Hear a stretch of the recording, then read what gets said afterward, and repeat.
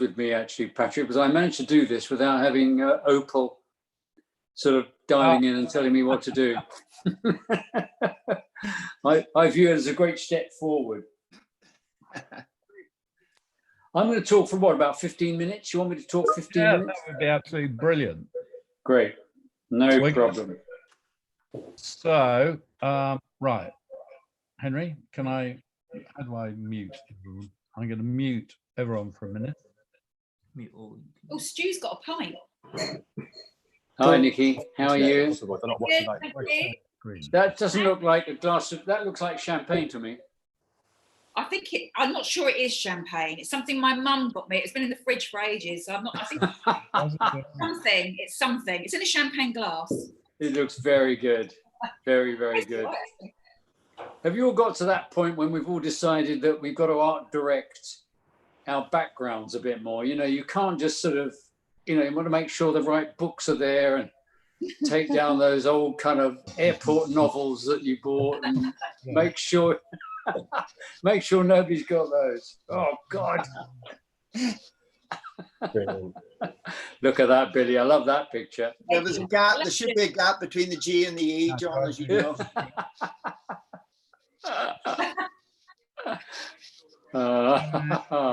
Right. All right. Should we go? Yeah. Yes, why not? Do it. Right. Well, have we allowed attendees in? Well, we could have just linked in, don't we? Everybody's linked in, are they? I hope so. Yeah, I hope so. Oh, well, we'll just go. We're just going to riff. No, we're a bit. No, we're all right. We're all right. We're all right. That's good.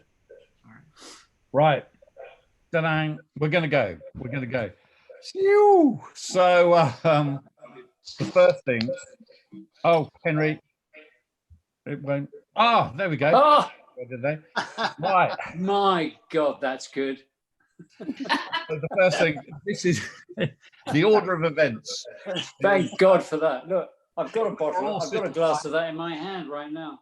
Well, if Very we were good. all sitting in the Groucho Club, John, we'd all have a glass of that in hand, because the ambition tonight was to drink quite a lot of your wine. But unfortunately, we're not at the Groucho Club. We're here. We're not. I've got some Hegarty number 2. Very good, like me. That's what I've got. Grenache based. It's absolutely brilliant. I would say that, wouldn't I? It is very good. So, so what I thought we'd do is we start with you, John. Then Nikki is going to give us a bit of a summary. Then we go to the Andy Emerson Award, then the Golds, and then lastly we've got the Jury Awards. So, right. This is the Very best. good. Crossed fingers. I've never done this before. And, I used to have one of those. On that note, John, you're going to have to tell me whenever you want me to change. Yeah, sure, absolutely. Well, if you just go, well, first of all, good evening, everyone. I'm sorry we're not together in the Groucho. Hopefully, we'll be able to do that very, very soon when this kind of madness comes to an end.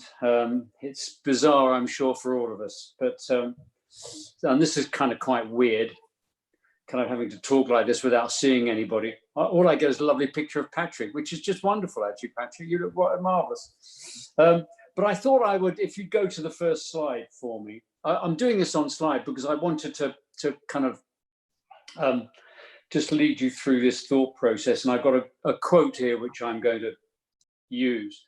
And of course, you know, we talk a lot today about the power of creativity, and there's no question that the future is about creativity, despite what some people say it isn't. Technology has always been the handmaiden to creativity. Without technology, of course, creativity would hardly exist. We need it. We'd just be able to tell sort of stories to each other and maybe sing a song. But technology has allowed us to do all sorts of incredible things. So therefore, you know, we're in a strange world today where this sort of almost clash between technology and creativity occurs, which is completely stupid. But I'd like to talk about something else which is much bigger than that. And I'd like to talk about something which I think concerns me hugely in the world we're living in today. And, you know, apart from a world of isolation and lockdown, we're living in a world where truth has become something that is something of a distant cousin to everything that we do. And I'd like to talk a little bit, if you go to the next slide, Patrick, about the power of truth in the age of disruption. And I think it's, you know, one of the things that's always said to you is, you know, well, of course, you know, advertising, you know, it's there to hide the truth, it's there to fake it, it's there to not talk about truthfulness. But in fact, as we all know, the greatest advertising, the advertising we all admired, the work that inspired us, I'm sure got many of us into the business, was great work that founded itself on truth. The truth of those great Volkswagen ads about it's ugly, but it works. The truth of the great campaigns that Doyle Dane did. You don't have to be Jewish to love levies. It was founded on truth. And I think the reason I think this is very, very important is the one thing that technology has done is it's allowed the truth to become a rare commodity. And that we know that in fact, that if we're going to build any kind of relationship with anybody, our work has to be founded on that simple fact, that simple truth. And in essence, you know, this whole idea, if you go to the next slide, Patrick, the great creative work, as I've said, is founded on that truth. But more than that, much more than that, I think, and this is quite, you know, I don't want to get heavy about this, but I do think the superiority of any system, any form of persuasion, any form of government, any form of life, is it has to be about seeking the truth. And the truth is something that we've kind of look upon today as a sort of, you know, a commodity that we don't necessarily need. And I look at organizations, I look at, you know, a company like Volkswagen, who suddenly decide that they can fake a test in their car so it can become acceptable to pass emission standards. And it just strikes me as weird that nobody in that company or nobody on that board, when this was suggested, said, but do you think this is true to the brand? Is this true to what we believe in? Is this true for the future of our company? And let me tell you, they're all engineers on the board at Volkswagen, and they know they were cheating. But they went ahead and did it. And we see this all the time. We see this in companies constantly, how somehow this truth is not really essential. And yet we all know, and when we look at great creative work, we understand that it is founded on truth. Because why is that the case? Because in fact, what we're trying to do is build a long-term relationship with our audience, an audience that we're trying to impact instantly and very quickly, but also build on the long term. And without that, we do not build those relationships. But I think in terms of even more than that, art in itself is about truth. And if you could go to the next slide, Patrick, and I think this is the one that has been slightly corrupted, and I'll read it to you. And this is by a man called Boris Groys. Boris Groys is, I think he's professor of art at New York State University. But he says here, and I'm going to read it to you, the central question to be asked about art is this one. Is art capable of being a medium of truth? This question is central to the existence and survival of art. Because if art cannot be a medium of truth, then art is only a matter of taste. The art spectator becomes more important than the art producer. In this case, art can be treated only sociologically or in terms of the art market. it has no independence, it has no power. And he goes on to say, art becomes identical to design. That's the point at which I lose him and I disagree with him. And I would say that, and I'm including advertising in this obviously, that advertising to really function, advertising to be really effective, has to be a medium of truth. However you want to express that truth, however you capture the imagination with that truth, I think if we don't pursue that, we will not create great work. We will not create the relationships that I think our audiences are seeking. And I think we will not create the kind of future that brands really want. I think in many ways, it saddens me that I sort of almost have to make a talk like this, a speech like this, because I think that our industry, when it was at its best, and I'm always an optimist, so I know it can be at its best, can be a medium of great truths, but also obviously it entertains, and there's nothing wrong with that. But I think in essence, if we cannot establish truth in our creativity, then it fails. It fails the client, it fails the industry, and it fails us. So I think, if you go to the next slide, that is born by this line about a brand is more than a product, it is a trust mark. And we have to understand that at the very foundation of branding was this whole thing of trust. That's why brands came into existence, because you could no longer buy things from people who you lived next door to. The Industrial Revolution meant that we were suddenly all living in cities, our lives had changed, and that you were buying things that weren't being produced next door to you. So brands emerged in that sort of 19th century as being trust marks. And I think we lose that, obviously, as I keep saying, at my peril. So ultimately, that's my talk. And I'm going to leave you with something, and it's called The Power of Simplicity. And I thought I would just go to the next slide on that one. Patrick, thank you. The Power of Simplicity. And I thought, as a sort of gift to you all, apart from the fact that you're not drinking my wine, I would leave you my gift of, I've simplified. I love to simplify everything. I think it's really great. And I love triangles, and I love the power of 3. And I've got, in my view, the communications industry down to 3 simple things, the power of a triangle. So if you go to this, so first of all, I always like to start with this is my triangle. It's one of the most powerful structures in architecture, a triangle, by the way. And we constantly use it as examples, and we talk in terms of 3s all the time. But here's what I say to people now when I'm creating work for them. And I say, the communications industry is unbelievably simple. You just have to remember these 3 things. First of all, if you go to the next slide, Patrick, is it memorable? That's at the very top. Because if you've created something and nobody remembers it, you might as well go home now. Just forget it. Just go home. Don't even bother having a conversation. Nothing else matters. You have to stand out. We all know this, by the way, but I'm saying this just as a sort of a repeat of what I say to people who are trying to understand and navigate their way through the communications industry. So memorability is at the very, very top. And then if you go to the next slide, you go, is it then motivating? You've stopped me.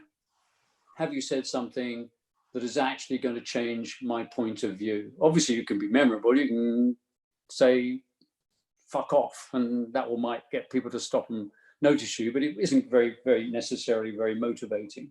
And the skill is then, have you created something that is motivating? And then if you go to the next slide, you go, is it truthful? Because actually what I'm trying, as I've said, and I'm repeating myself here, is I am trying to build a long-term relationship. And that long-term relationship, like a relationship with a person, with anybody you know, within your family, is built on truth. And those relationships are the most powerful, the ones that you trust, the ones that you move back towards, the ones that you rely on. So, this foundation of truth becomes ever more crucial in everything we do. So I just want to say congratulations to all those who are about to be announced as the winners. I think it's absolutely wonderful. I hope that we celebrate what creativity can do, but if creativity isn't founded on truth, it in itself becomes valueless. It becomes purely decoration and nothing else, and it doesn't move people. So my congratulations to you all. I would thoroughly recommend that you drink my wine. Founded, it is not only, this is me selling by the way now, it is not only organic, but it's farmed on biodynamic principles, which means it works in harmony with nature. And there's nothing more truthful than nature. So have a fabulous evening. Enjoy the work. Congratulations to everybody. And I'll probably say goodbye now. So thanks a lot. Cheers, everybody. Thanks, Bill. Over to you, Patrick. Right. Well, thank you. Right. Am I still sharing my screen? I'm going to say goodbye to you. I've got to go and do some other things. I'll enjoy meeting you all at some other day. Brilliant. Bye. Bye, Thank Nikki. you. Bye, Greg. Bye, Bill. Lovely talking to you all. Right. Before I come out of this, I've just got a couple of slides I want to show. Can you see my screen, one and all? No. See you. No. Okay, hang on.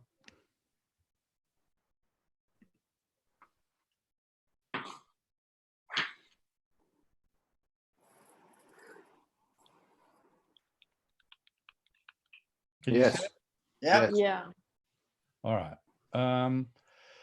Right. I just wanted to say some thanks. And the first is to anybody who's just connected from the wide world out there. I just want to thank everybody who entered the Caples this year, because of course these are very, very strange times. And I know that a lot of people and a lot of agencies have decided that awards are inappropriate. Nevertheless, by going free, which was scary, but really, really good fun, we got 1,271 entries. And I have to say that several jurors managed to watch and see all 1,271 of those. So bloody impressive. So I've also got a thank you to the Caples team. So Duncan, so for getting in touch before that. Julie, who uploaded every single one of the entries. Daughter, who would in ordinary times be invoicing you like crazy right now. So thank you to the team. Daughter, yeah, she's waving at you. Yeah, brilliant. And thank you, jurors. God, and so there's Mira's screen grab of you. Thank you so much for your time, your patience. In the UK, I screwed up your bank holiday. Elsewhere across Europe, I screwed up your weekend. I know that for many of you, And Mother's Day. this has been, and Mother's Day in America, I know for many of you, it's been really, really hard, because as one creative director emailed me, is that people are working up to 16 hours a day on 50% of their pay or even less. And I know that tonight we're missing Jonathan, because he's got a pitch on. Another of our jurors is actually trying to save, again, a couple of pieces of business from going under. It's really, really tough at the moment. Istvan had a client getting hysterical with him yesterday, even though they've done great work.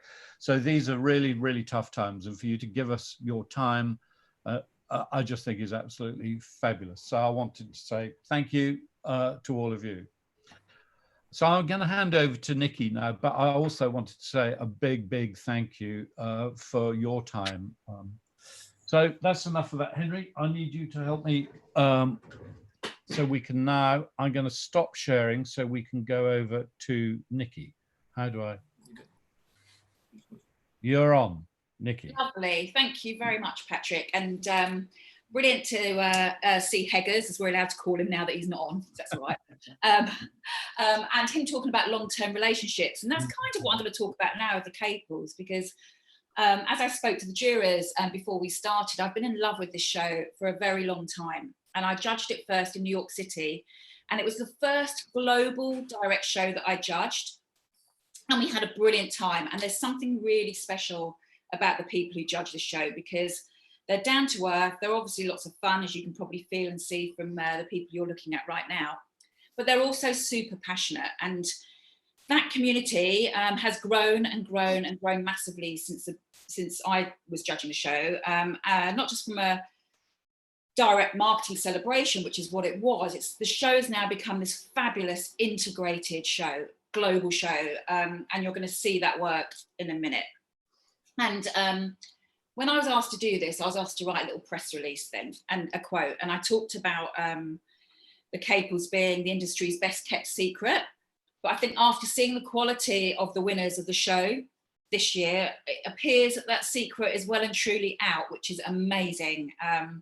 And one thing that hasn't changed is the judges. Their names have, but the spirit hasn't. And this has been a really fantastically positive experience, which right now for all of us, for all the reasons that Patrick's just saying, and you know, it's hard out there and it's tough, not just professionally, but for personally, for lots of us, it's perfect timing. And I want to say this is all down to Patrick and Duncan and their spirit. And, you know, it's been hard keeping the show alive. They've really thrown everything into it. And it's because of them that we're sitting here today and doing this. And they've turned it into something so much bigger than it was. And I just want to say thank you to them, because this has been a fabulous experience. Love you. We love you. Now onto the work. So my direction to the jury was to award work that made us feel something. So whether that's a outrageous laugh out loud, or whether it's an actual sob and we're crying into our tea. And I think when you see our choices, you'll see that we've probably hit that brief. All of us, when we saw the short lists and when we saw the final golds list, we were all, without exception, really, really excited about what we've got. We've got some cracking work to show you tonight. But before we do that, I'm going to present the Andy Emerson Award, which we will click onto. I love this. I love having Patrick in. Thank you. And Andy, for those of you who don't know, there's some great blurb on the website, which I've stolen and will read to you now. But Andy had noticed that the Direct Marketing Awards were being given to campaigns for their effectiveness over their creativity. And she really wanted to change that and bang the drum for us, the creatives who work in that world. And by all accounts, she was a very direct person herself. And before community became a buzzword, she created this wonderful global direct marketing community. And she was actually president of the Caples Awards for 29 years until she died at the age of 82 in 2008, just days before she was due to be presenting the awards. And tonight, in her name, I'm honouring another amazing, direct, wonderful woman who is Emma Delafosse. So when I was first asked to pick my person for this award, it was genuinely the easiest brief I've ever been given in my career. As I've just said, we know there's something incredibly honest, and we just heard about truth and how important that is. There's something really honest about Caples. It's loads of fun. When we judge, the room, even if it's a virtual one, is full of passion and energy, and it has a certain intangible magic. And all those things are Emma Delafosse.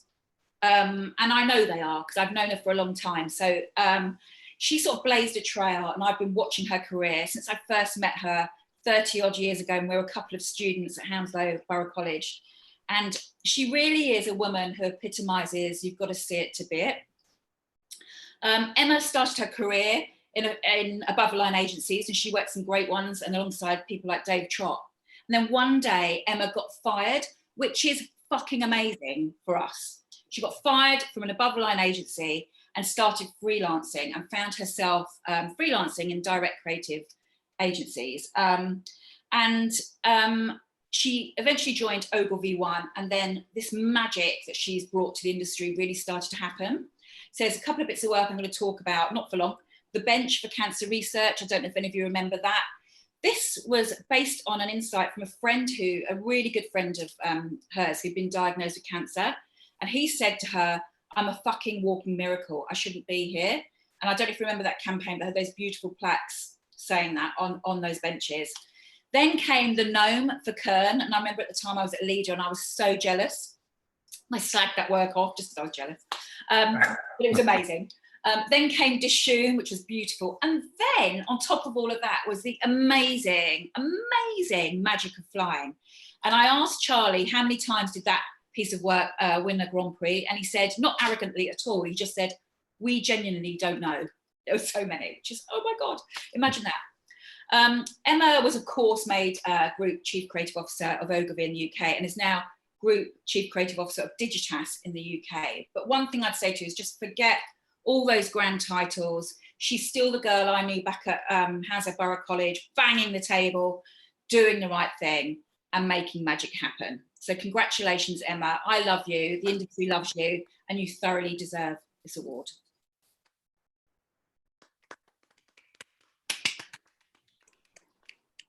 Very good.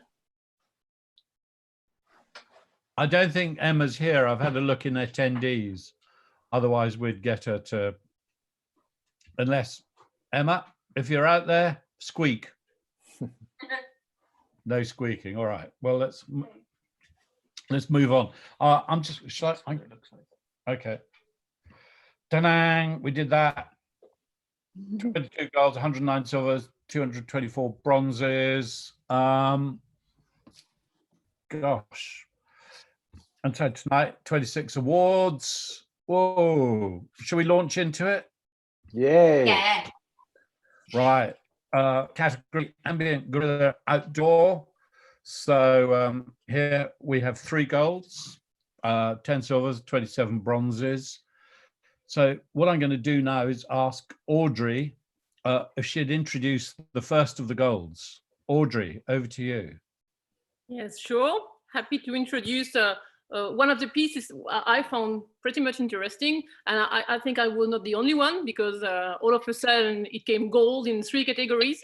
And that the little vote for meal stuff, I think the reason why I love it are very numerous, but I think the reason why we decided all of us in the group to consider it as 3 gold is the fact that it's funny. You know, it's just funny. We had this conversation about emotions. Should it be deep and strong to be considered as something to award? But in the end, being funny, it's also a big part of the emotions we do need in this time we're living. So I think that was one of the key elements of decision. And then there's another thing which I feel is important, because being funny and smart makes it easier to be effective.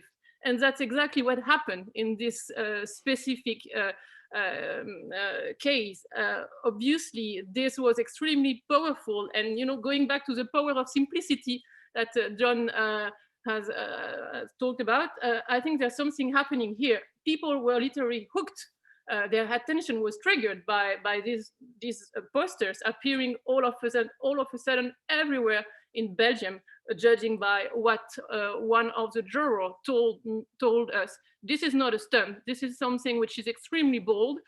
From one day to another, around these posters of politicians, there were actually fresh prints by Lidl advertising fresh products. What I do love, on top of the effectiveness, is the fact there's a truth lying behind. It's extremely meaningful too, because you know, having observing the contradiction between this false politician trying to pretend that they are trying to do a fresh impression, considering on the other side the actual freshness of this product that will help you make a fresh impression in your everyday life. I think it's a wonderful piece of meaningness. So yeah, that was clever. And also, I remember, sorry, I know I'm very whimsical, but just to end it up, the craft itself, I think, was a key factor of success. Because yes, it's ugly, but it's perfectly crafted in this ugliness we are living in. Ugly. Yeah, that's something I think make it. May 2019, Lidl launched a new campaign in Belgium. Make a good impression with our fresh products. But at the same time, we were just a few days before National Voting Day. And the country was completely covered with posters of politicians showing their best side. So Lidl decided to hijack their electoral campaigns. We measured the election posters of the most important political figures, and we photographed body lookalikes with the same clothes and position as the politicians. In 2 days, we took over their campaign posters and made them ours. Belgian people were surprised to discover politicians making a good impression with a plate of fresh products from Lidl. Even some of the politicians had a good laugh themselves. And on voting day, people talked a lot about politics, but also about Lidl. So I don't know if we've got Gregory Verheugen and Gaetan Garcia Gomez in the room. Yeah, it's me, Greg, and Gaetan is there too. Great. Hey. Thank you. Well, here's your virtual Caples, my friend. Well done, sir. Thank you. Thanks. Thank you very much. Thanks a lot. So I'm sorry you can't get drunk with the rest of us tonight, but really. I'm not drunk. You might virtually. Right. So hang around, guys, because I think we may have something more for you later. Okay, so moving on. May 2000.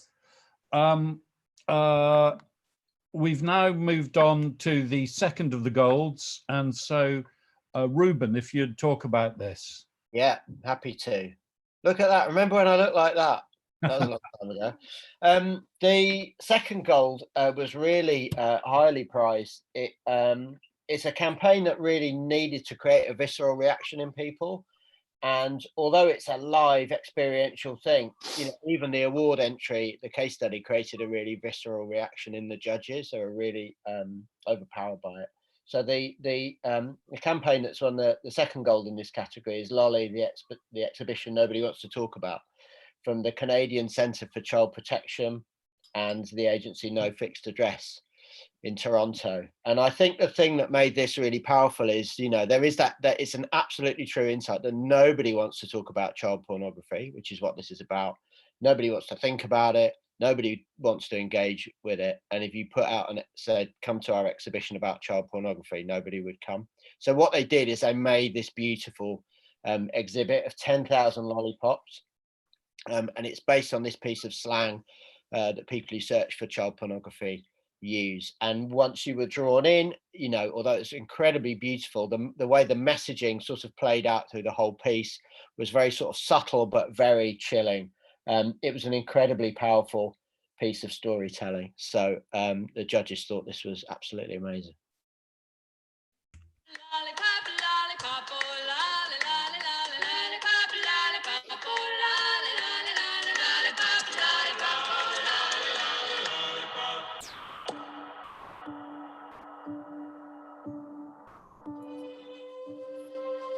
Online child pornography is a global epidemic with a significant presence here in Canada. Yet policymakers and the Canadian public turn a blind eye toward the uncomfortable topic. So how did the Canadian Centre for Child Protection get 125 million impressions in just 4 days? On a paid media budget of $0. By finding a way to make the unspeakable subject matter visible, tangible, and real. 10,824 lollipops, one for each new child pornography image detected every 12 hours. Beautifully displayed for what seemed like another Insta-worthy pop-up, but became much more meaningful when people experienced the disturbing stats, chilling audio of survivor testimonials. And it took me so long to say it finally did happen. I wonder if my picture is in their collection. Even the sickly sweet smell of the lollipops. Reactions ranged from slack-jawed silence to outrage. as thousands of Canadians visited over a weekend in July that brought in national media. Tackling a troubling concept. Each one of these lollipops represents a child. And the shocking details of what they went through. Then Toronto Mayor John Tory. Even the New York Times. Attention on the exhibit led to more attention online, where people learned, showed support, and donated to the fight against child pornography. While policymakers and the public were now open-eyed to the epidemic, the truth is, 30 new lollipops have been detected in just the 2 minutes you've been watching this video, making the exhibit no one wants to talk about something we all need to. Wait, so I don't know if we've got Ryan Chiasson in the room. Ryan, are you out there?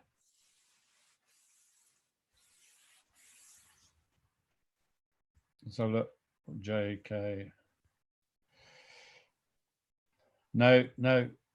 Anyway, that's so creative from No Fixed Address is Ryan Chiasson. He's not with us at the moment. So moving on to whoops.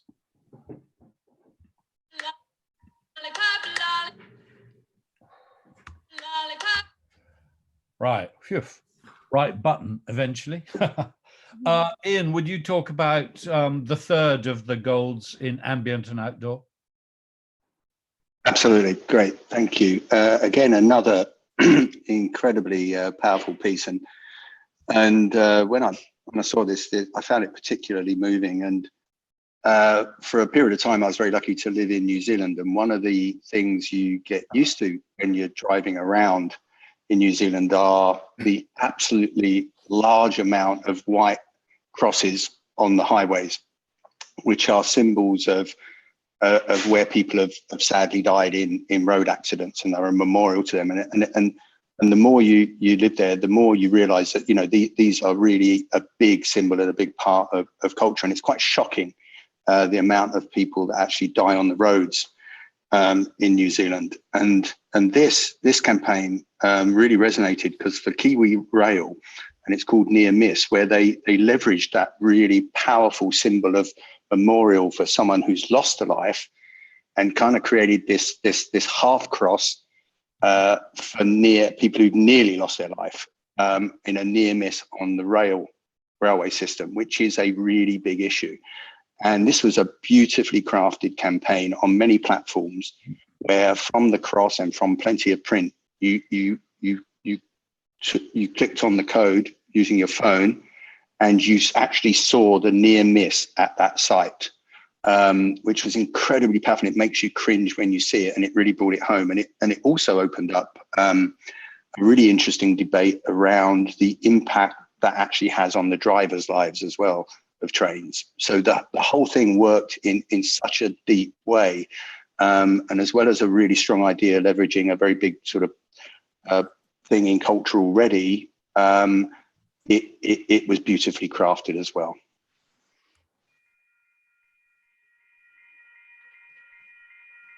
It's something that sticks with you. It doesn't go away.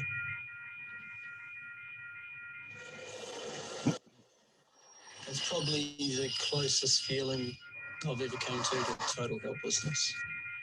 Yeah, there's nothing I can do. Just think when you run in front of a train, there's someone in there who has to deal with that and try and deal with the effects of it.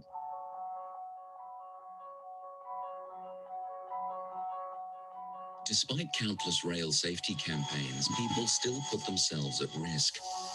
So we created a new symbol inspired by roadside memorials to show people the impact their carelessness was having on others.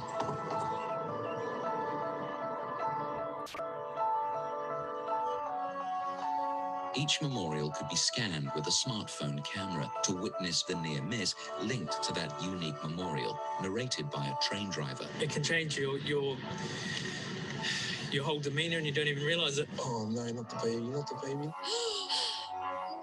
Hundreds of these memorials were placed at crossings and stations around the country where near misses had occurred, and also featured across a nationwide multimedia campaign, including scannable posters and print. Every near-miss video linked to an interactive site where people could witness more shocking near misses and share them.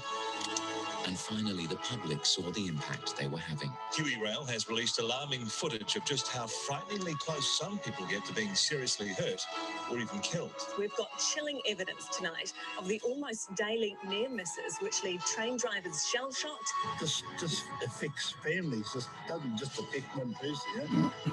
You may get across 9 times out of 10, but on that 10th time, it could cost you your life.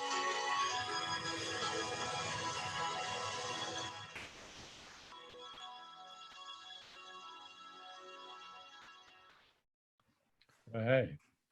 So DGB New Zealand, we haven't got anyone with us tonight. So there we go. Da-dang. Moving on, branded content. So we have 1 gold in this category. So Nigel, if you're out there, would you talk to us about this? Yes, I'm out here. Good evening, everybody. This was an amazing category, actually. The whole branded content was very, very strong. But there was one piece which really stood out for all of us as judges. And I think I'll probably just tell you what it is and then tell you why. The gold for branded content goes to McCann London for their Microsoft Xbox and gaming tourism content film. I think what really resonated was, especially for me, is that I'm not the target audience for Xbox at all. And that's exactly who this film was targeting. It's not for the people that like to blow up people or shoot or have combat, or the heroes even. This is for people to go and visit the worlds that are created around the games. It was such a great insight. And the collaboration with Rough Guide was another element, and the way they launched it and everything was just amazing. And you'll see that in the film. But I think what we loved about it was the sheer beauty of it, the visual photography of the worlds, and the art direction was just extraordinary. And it really resonated with all of us. It was so powerful. And some would say it blew us away. So here's the film.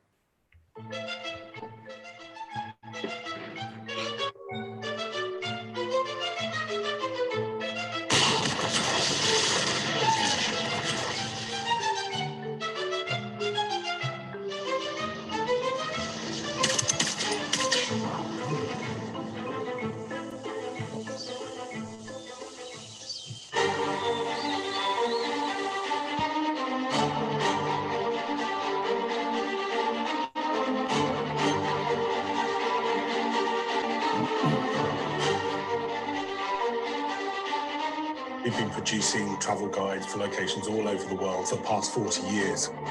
For the first time ever, we have merged the travel market with the gaming market. Each chapter is dedicated to one of these gaming worlds. Things not to miss, spots that you really shouldn't go into this world without seeing. Things like currency and accommodation. So it allows people to use these games as a way to explore and not just as a game.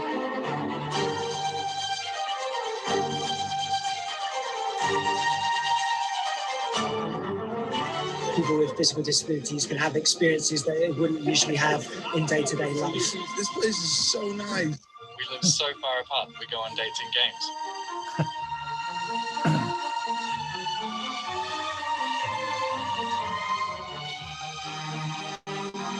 Welcome to our second part of our live stream here, joined by Ben, who's going to be our tour guide. Awesome.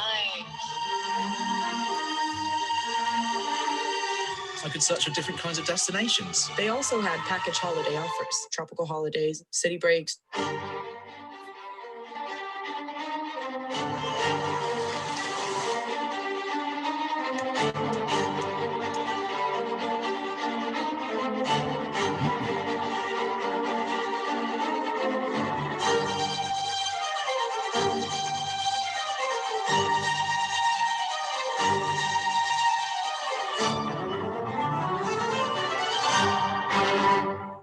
Way fan-bloody-tastic. Isn't that great? So Juan Perano from McCann, I think you're there, and Lawrence Thompson, and Juan, your other half, your creative mate. Are you there, guys? I'm here. Hello. you're doing. Fantastic. Hey. So much, guys. Thank you for that. That's great. We're So- very, very happy. Do you want to tell us anything about the campaign? Was it easy? Was it an easy sell? Was it fun? Did you go to any of these places? I've been to all of the places, Patrick, but no, but like, obviously it's one of those ideas that takes so many people to sort of like buy into. And I think it's like, we had it probably about 3 years ago. It's a 3-year idea, that one. You can see the level of work that's gone into it. So yeah, we're over the moon. And I think there's a really great story there for any young creator watching this. Sometimes things really do take time. So it's 3 years, but boy, you've ended up in a really good place. So thanks very, very much. nice one, dude. Take it easy. Thank you. Great work tonight, by the way. Stay with us. Brilliant stuff. Yeah. Oops, moving on. Oops. The next 3 categories, there are no golds at all. And later this evening, depending on how sober I am at the end of all of this, I will be uploading all of the gold, silvers and bronzes to the Caples website. If they're not there tonight, they'll definitely be there tomorrow. What? Oh yeah, but what's live on YouTube? Oh yeah, we're live on YouTube. Sorry, by the way. And so the next category is direct mail, and all my own personal awards are actually ironically for television, and yet this is one category I absolutely love, because for creative people it's really if you want to engage people, then nothing does this better. And direct mail has just sadly been plummeting down in quality lately, so I'm absolutely chuffed to bits to be able to tell you that this year, we have a gold. We have no silvers, we have 7 bronzes. So it's so nice to see mail making a comeback. Stu, do you fancy telling people about this piece? Very much, yeah. And as you sort of say, Patrick, it's not the most glamorous of mediums to go after. So it's all the more exciting to be given a goal to one that entirely embraces that medium. Actually, the idea that we're awarding, which is a D&AD masterclass, can only really work in this way, because it is both direct in as much as it's got a very particular audience, and it's physical, because the idea is it's really simple, kind of gloriously simple, which actually was so refreshing in a sort of a sea of in some cases kind of quite convoluted or complicated ideas. The idea was dead simple, and I'm sure you're going to see a film in a minute which is going to repeat me, but it was just ripping out the pages of D&AD Annual, how dare we, and sending them to those who'd won it to sort of promote and to push the masterclasses that D&AD were doing. Is there a video for this? I've forgotten, Patrick, because if so, it might work. We haven't got a film for this, but in that case, I'll just keep banging on a little bit about it. So yeah, it was so simple. It just there was one simple line on it, which from memory was something like, you know where the great work ends up, remember where it begins, which was pushing towards the masterclasses. We heard a little bit more about it in terms of the background, that there were just lots of these annuals lying around. So it was also kind of a fun recycling job. So there you go, like a really worthy winner, and one that kind of across the board we all sort of entirely agreed on it gets getting gold in this particular case. Right, so Andrew Potter, Mike Poole, are you out there? I'm here, Andrew. That's Andrew. I'm not sure if Mike's there. Hey, congratulations. Thank you. Good one. And so, yeah, I mean, isn't it nice to, I mean, in many ways, getting a brief for an organization like D&AD is extremely alarming, because you have to be good. So, but really cracking work. And from my own point of view, and I know from Duncan's, really good to see a piece of direct mail being rewarded. So really, yeah. Here we go. There you. Thank you. Cheers, mate. So moving on to the next category, which is innovation in this. 1 gold, 5 silvers, and 18 bronzes, 34 shortlists. So all the way from Vancouver, the last time we saw Bronwyn, it was, I think, 4 o'clock in the morning in Vancouver, and she was in a cupboard so that she didn't wake up her husband. Bronwyn, are you out there? I sure am. Thanks, Patrick. Good morning from Vancouver. You're Well not done. in a cupboard. Brilliant. I'm not in a cupboard today. Shock horror. I'm not drinking yet, but I'm not in a cupboard. So I'm very, very pleased to announce the winner of gold in the innovation category. It is Pre-Check from the New Zealand Breast Cancer Foundation by Colenso BBDO Auckland. And what we loved about this work is its brilliant use of technology based on a genuine insight, executed beautifully, and it's genuinely useful and has the potential to save lives. So Patrick, play away.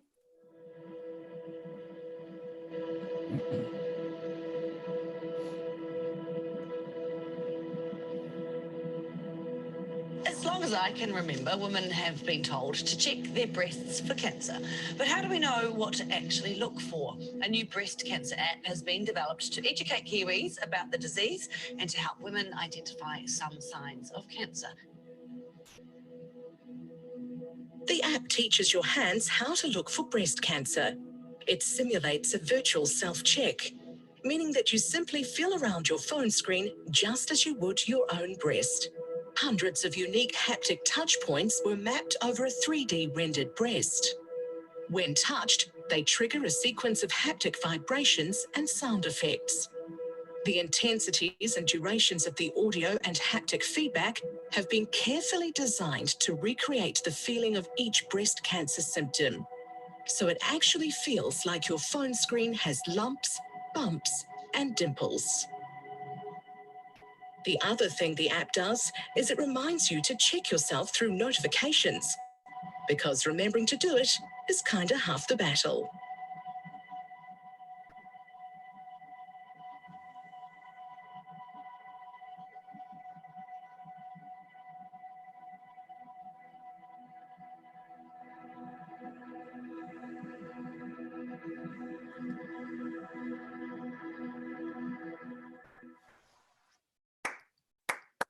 Yay, God, that's brilliant. So I'm just trying to see, I've kind of lost my pages.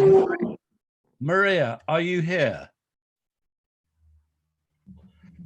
It is 4:30 in the morning in Auckland, and so this is Maria Devereaux's work from Colenso BBDO.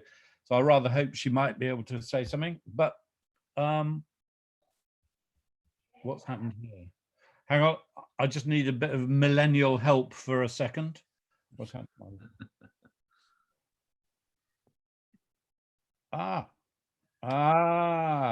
So Maria, JKL. Oh, Maria, she's here. Allowed to, oh God, here we go. Maria. Hello, I'm here. Hey! Hey, thank God for millennials. It is very dark outside, but I am here.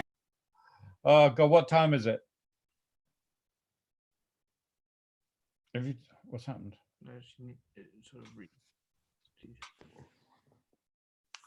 So, Maria, tell us a little bit about this piece of work. This piece of work was very difficult to develop, I think, is the one thing I would say. And it was thanks to our incredible digital team that we actually managed to pull it off. Mapping hundreds of haptic points across a touch screen to try and mimic what a symptom of breast cancer felt like was quite complicated. So it is really kudos to our incredible digital team. I hope some of them might join me today, but maybe it is just too early in the morning. Well, anyway, really congratulations. And again, going back to the Xbox stuff, you know, sometimes getting great work out there takes a very long time. And so absolutely, we need patience. So absolutely brilliant. Thank you so much. So Thank you. Thanks, Maria. Moving on to integration. And so here, what we have are 2 golds, 15 silvers, 13 bronzes, 38 shortlisted. So Nick, can I call upon you to talk about the next award? You can. I don't look quite as glum as I do in that photo. Yeah, it was interesting to hear Nikki talk about work that made us feel something, and also interesting to hear John talk about work that talks about the truth. And what was really brilliant about this campaign was that it caused massive reactions in people, in everyone that interacted with it, because it played with the truth. And it did that by predicting the results of the football season ahead. So the winner in this category is Wonderman Thompson for BT Unscripted. And we debated quite a lot whether things should win because they were clever or because they provoked an emotional response. And this does both absolutely brilliantly. It destroys the idea that data is always about targeting or personalization. And in fact, it uses data to create some amazing content that provoked outrage in fans, outrage in players, outrage in everyone that saw it. And it's fun as a result, and I absolutely love it. So let's have a look at the film.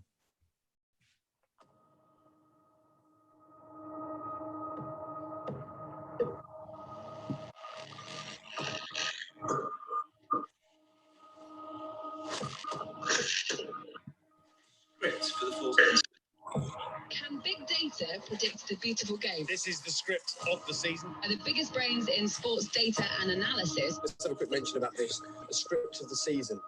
Everything that's going to happen. Everything from the Champions League to the Europa League to the Premier League. Data experts at Google Cloud, Opta and Squawka came up with every fixture. There's still something that data can't predict. Loss of form, injuries, managerial changes. Oh, no way. Who's like this? I don't know who they are, who they think they are, but they're saying Man United are going to do 6.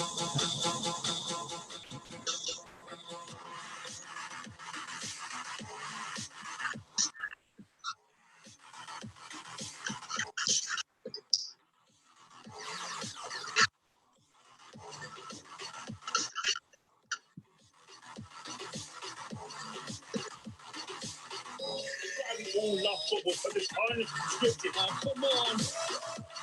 You never get a prediction mechanic that just gets it completely right.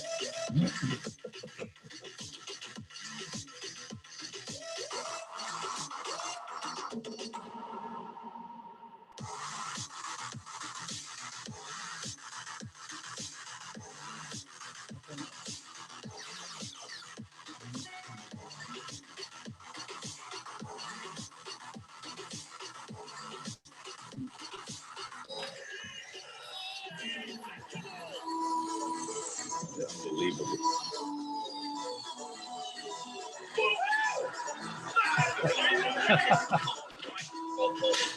You can't script football. That's what makes it so beautiful. By the way, we proved this week that you simply cannot script it. Well, hey. So, I think we have Richard Morgan in the house. Richard. Hi, Patrick. Hi, guys. How you doing? Really, congratulations. Hello, Richard. Yeah. Well done, Richard. Absolutely fantastic. Amazing work. Yeah. Yeah. Anything you want to say about it? Anything you want to say to your, all of these creative directors out here? It totally lived up to its name. I think every element of this project, of this campaign, was something new for anyone involved, and I think. Well, I have one question. Did the AI, did the artificial intelligence anticipate the pandemic? The season might actually be arrested halfway through. We're going to do that in the next script. Oh, all right. Great. Good work, mate. And thank you very much. Well done. Very much. So in the, we've got another gold in integrated.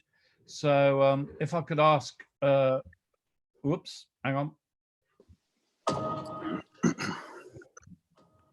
Ah, here we go. Ah. Wrong button again. If I could ask, yeah, Billy Mawhinney, legend and bearded legend. I've had the beard dyed. It's not usually this color. I'd like to say, first of all, on behalf of all the jurors, that this lockdown judging was a real pleasure. It was anything but lockdown, and everyone was just so open to the great work and show. Patrick, Duncan, Nikki encouraged us relentlessly and at some strange times.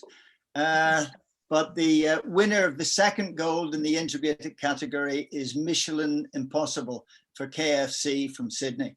I love it because it's so irreverent and for its sheer audacity. It gets 5 stars from me.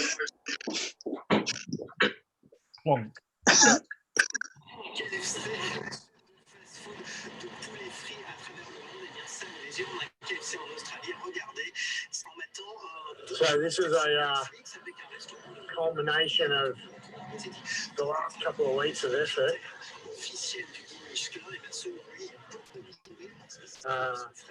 to get myself my campaign to get myself a Michelin star. Getting a Michelin star in the restaurant world is like getting an Oscar, bigger even. So you can see why it's news then that a Kentucky Fried Chicken in Australia is making a case for He believes his store meets the exclusive criteria. The requirements for a Michelin star are excellent cooking. It is worth a special journey. Where'd you guys come from? No, How far is Catherine? So how am I getting into it? What's the first sort of thing? So I set up a Facebook page and sent out a couple of emails to some local media outlets. Technically, I meet all the criteria. Right. And here we are. What do you think? Now, Ron, should we get behind him? Look, I absolutely agree. How would I go about getting Michelin's attention in Australia? I don't know. He's flying. You're just going to show up and with. I think you're just security desk, and I'm not even going to get in. See if I can speak to someone from the Michelin guy.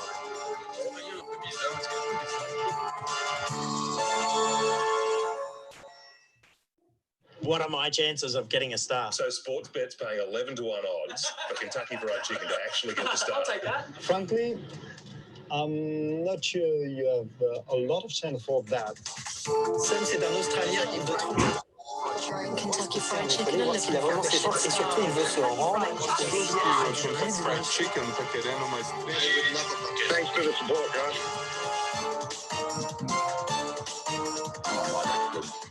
Give him the Michelin star.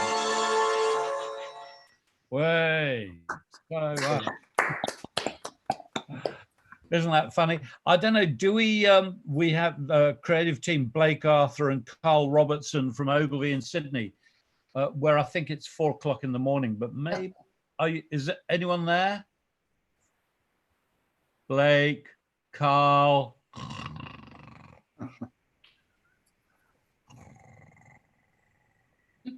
No.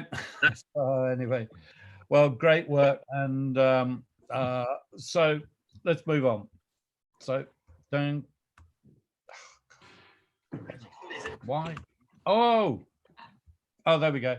The next category is mobile. And so in mobile, amazingly, we have 5 golds, 11 silvers, 22 bronzes, and 6 shortlists.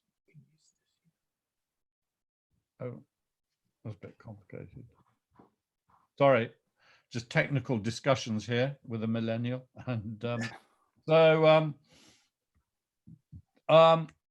the first gold was going to be introduced by the lovely Jonathan, who is the president of Blackwing Creative, Jonathan Butts. He's actually in the middle of a pitch right now. So we haven't got Jonathan, I'm afraid. So it's up to me to tell you about Tinder Swipe Night. I mean, the amazing thing about this campaign, we all thought that it used Tinder's own platform brilliantly in order to be able to turn the swipe now into, if you like, a whole series of moral choices, so that at the end of it, you were able to meet up with somebody who was either as disgraceful as you were or a saint. I'll just play the case history. We needed to reinvigorate Tinder's relationship with digital-minded Gen Z. We contemplated paid media, but realized the biggest channel Gen Z tunes into every single day is Tinder itself. We had their eyes, now we just needed their attention. Get this, Tinder just announced that it will be making its own interactive adventure called Swipe Night. Swipe Night. Swipe Night. Have you guys seen this? Guys, this is real. Don't leave me.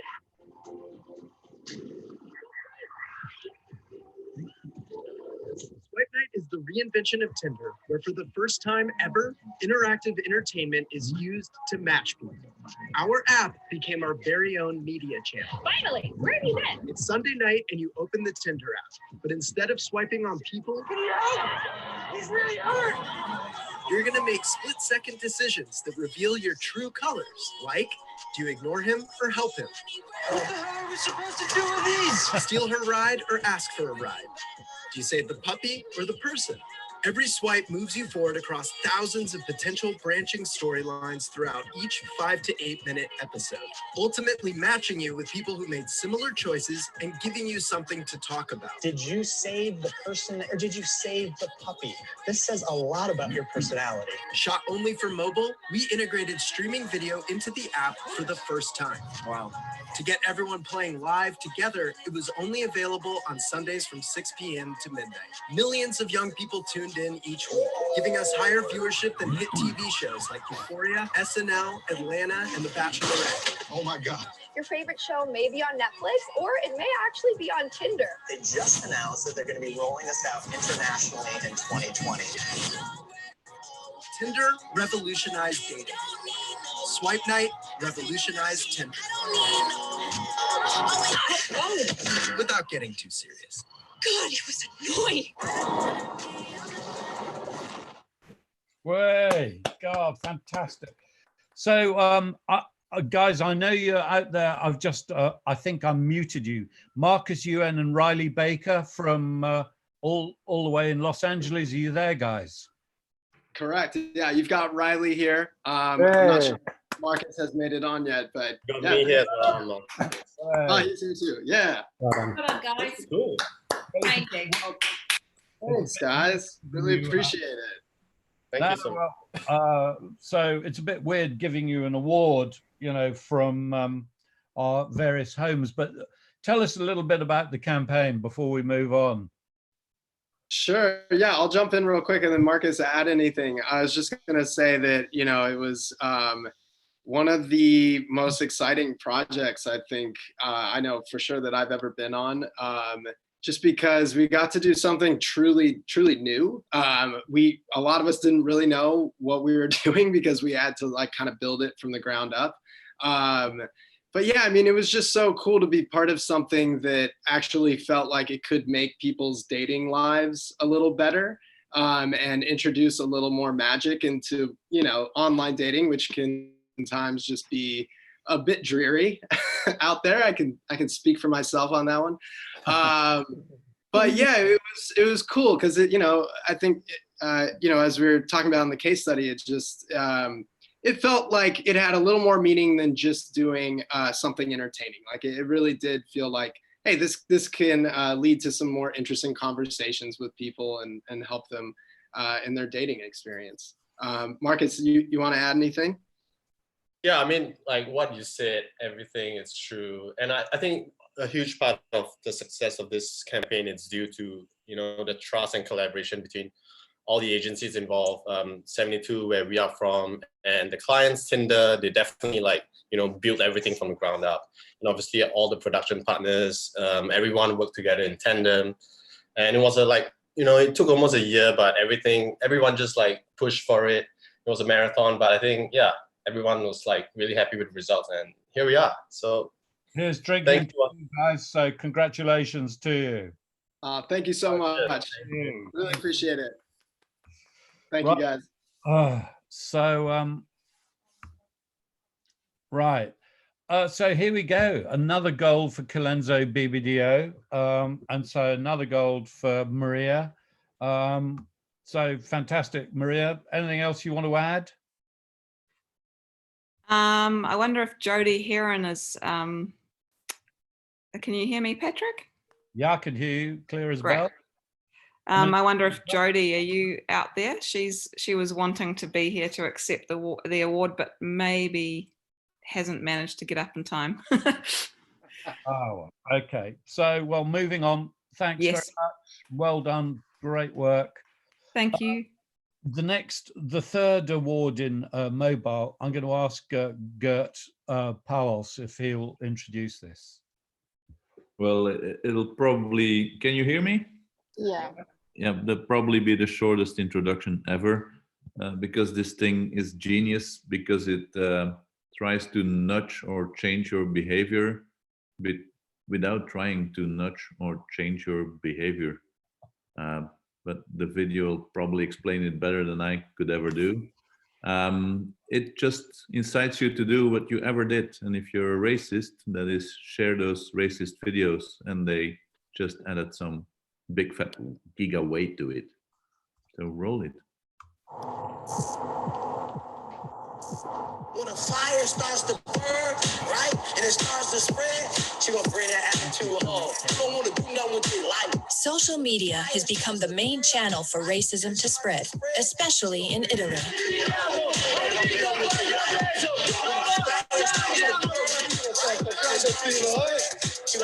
Rolling Stone magazine has always raised its voice against racism.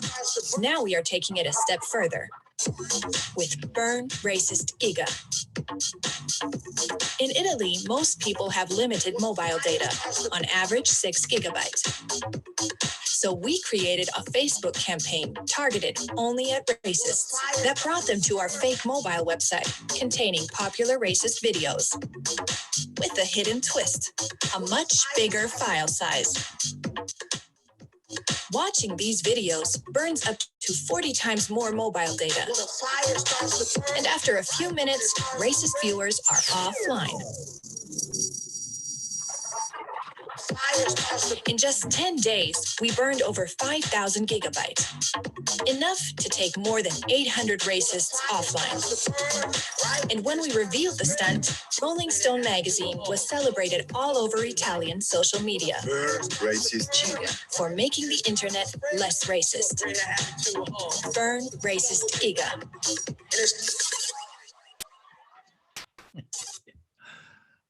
That's great. So, well done, Oliver Palmer from. Yeah. Hello. Hi. How are you doing? Thanks for this honor. Thank you very much. That's brilliant. You want to tell us? Lovely words. I really appreciate it, your comment. So are you now being trolled by racists, by the way? No, I'm obviously disgusted by racism, but you know, creating awareness for racism is it will always be amongst, there is awareness, and there are two groups, your peers that are against it and the other ones. So personally, I would like to knock them out, but I'm not a violent person, and it's a long job. So we thought of something to knock them out, because I think you don't achieve anything with a moral discussion. They kind of laugh at you, you know. It's like this times rock and roll. It sounds nasty to compare it with rock and roll, but it's kind of a way of life, and we wanted to interrupt it in a very banal and practical way. So it was kind of a challenge to track them and to emulate their formats or their content, but it worked out nice, and brilliant. I'm happy you like it. Yeah, we love it. Thanks everybody. Right. Oh, so okay, bye. Yeah, farewell, my friend. So if I could ask Duncan, Duncan, old mate. Hello, old mate. Can you hear me? Can you hear me, London? Can you hear me? Yeah, okay. Okay. So, well, congratulations to BETC Paris for their back market refurbished tweets campaign. Revisiting this today, I just loved it even more and more as every time I view it, and especially the film, which really explains it clearly.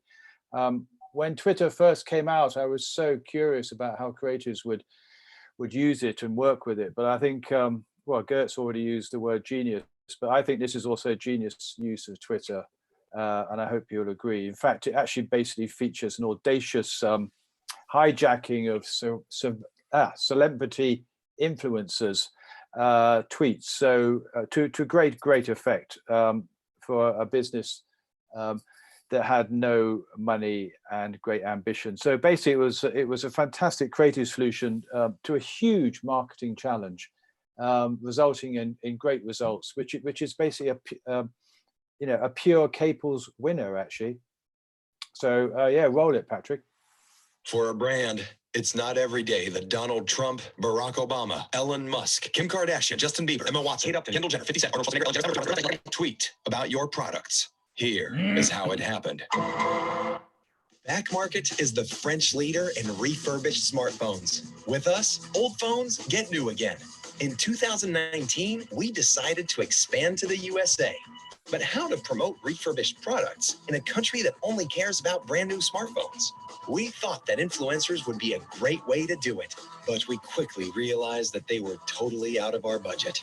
And then we got an idea. We noticed that these celebrities already tweeted about the old products that we are selling today, but years ago. So, to promote our refurbished products, we refurbished their tweets. We analyzed the biggest American celebrities' Twitter accounts to find old tweets mentioning a desire for our products. Then, we shared these tweets by answering them as if they were just published, and sent them the smartphones they were dreaming of years ago. And we let the whole world know about it. We refurbished their tweets. We refurbished hundreds of superstars' tweets without them knowing it to create the biggest influencer campaign ever. And all of it for free. Our 300 celebrities worked so well that we got noticed instantly, generating 26,000 orders in 48 hours and increasing the website's visits by 457%. Oh, and even a few influencers were pleased by our little trick too. Back Market.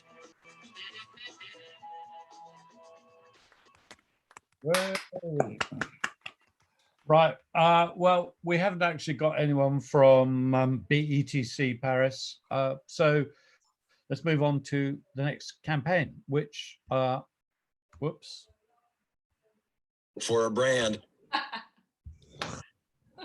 Rene, I've seen you there puffing away on your cigar, my friend. So, Rene, all the way from Switzerland, would you like to talk to us about the next winner?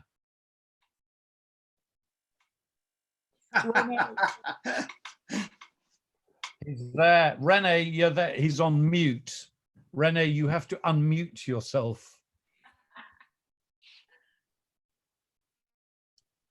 So now you can hear me now? Yeah. Great. Okay. Good evening, guten Abend, guten Abend, and bonsoir all together. Well, insurers around the world, they like to collect customer data, but mostly only to adjust pricing upwards. In addition, customers feel increasingly monitored and controlled. Amy shows how data from different sources can be merged, enriched, and used in a meaningful way. Sensational results not only have accidents been reduced, but also in terms of reach and involvement. It's a pity that in our rich Switzerland, hardly anyone over 18 years, those are car drivers, of age, don't use the free version of Spotify. Otherwise, wow, what a campaign I would have loved to have done by myself. Let's roll it. Oops. What have I done? I've gone back. Ah, no. It's the right campaign. I don't think there's a film. No, there isn't. Yeah, we've lost the film, or rather, I've lost my marbles. Well, it was about time there was a cock up. So.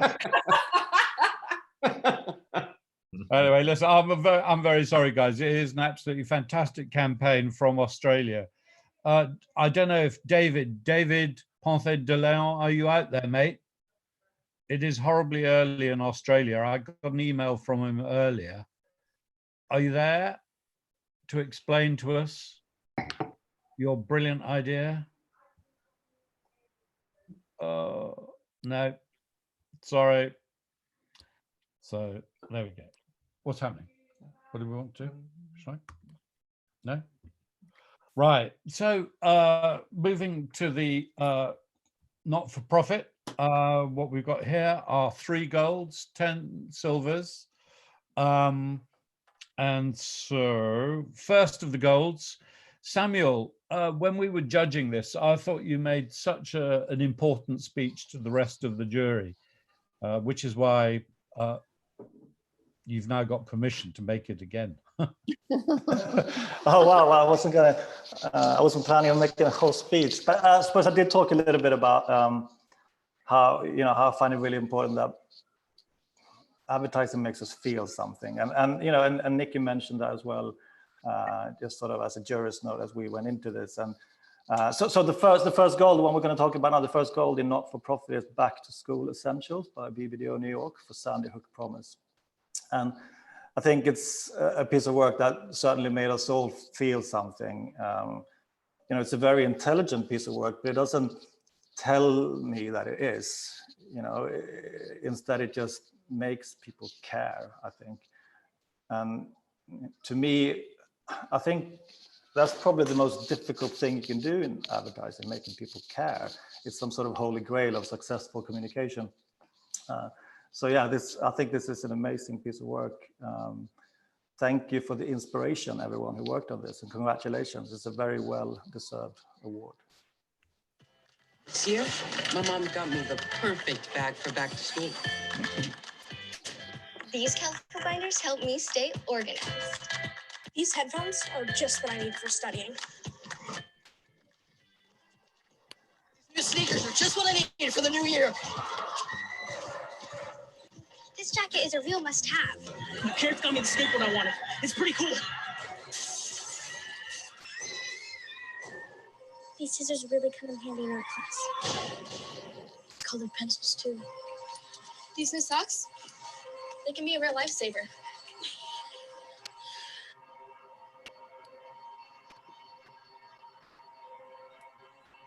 I finally got my own phone to stay in touch with my mom.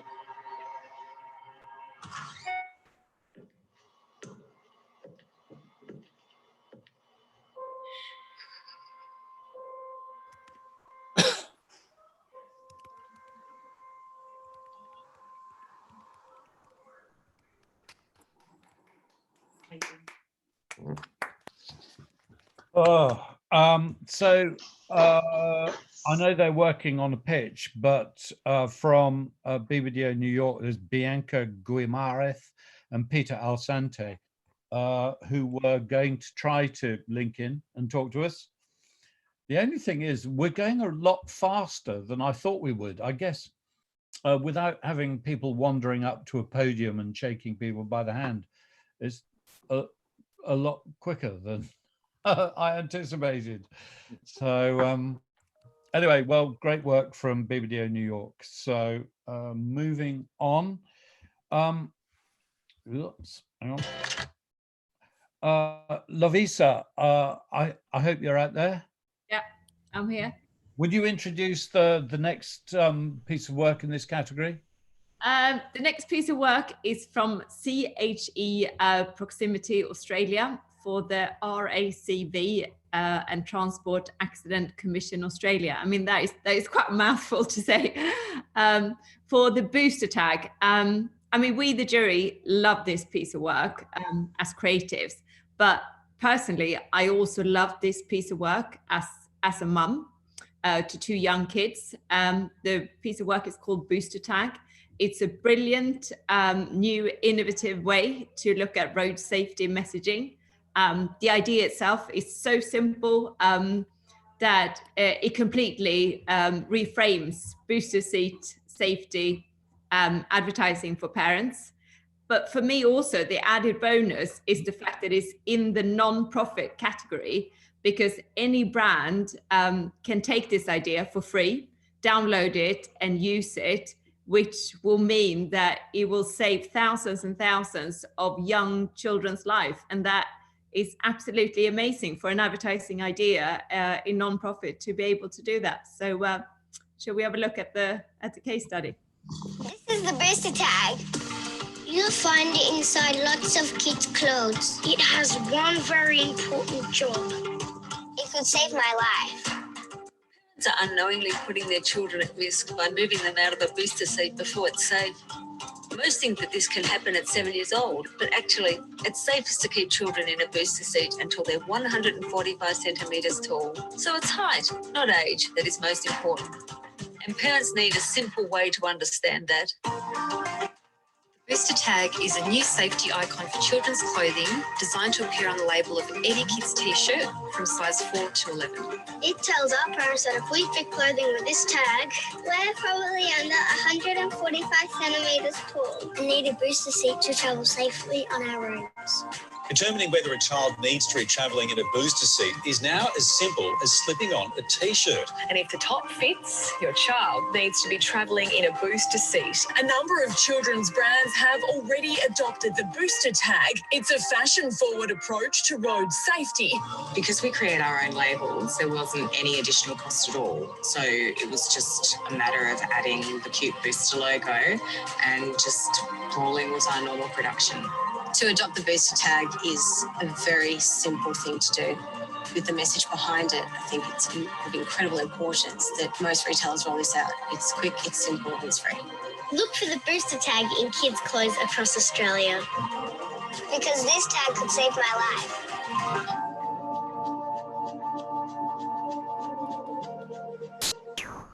Way. So that's brilliant. So Chris Andrews, all the way from Australia, you're there. Chris?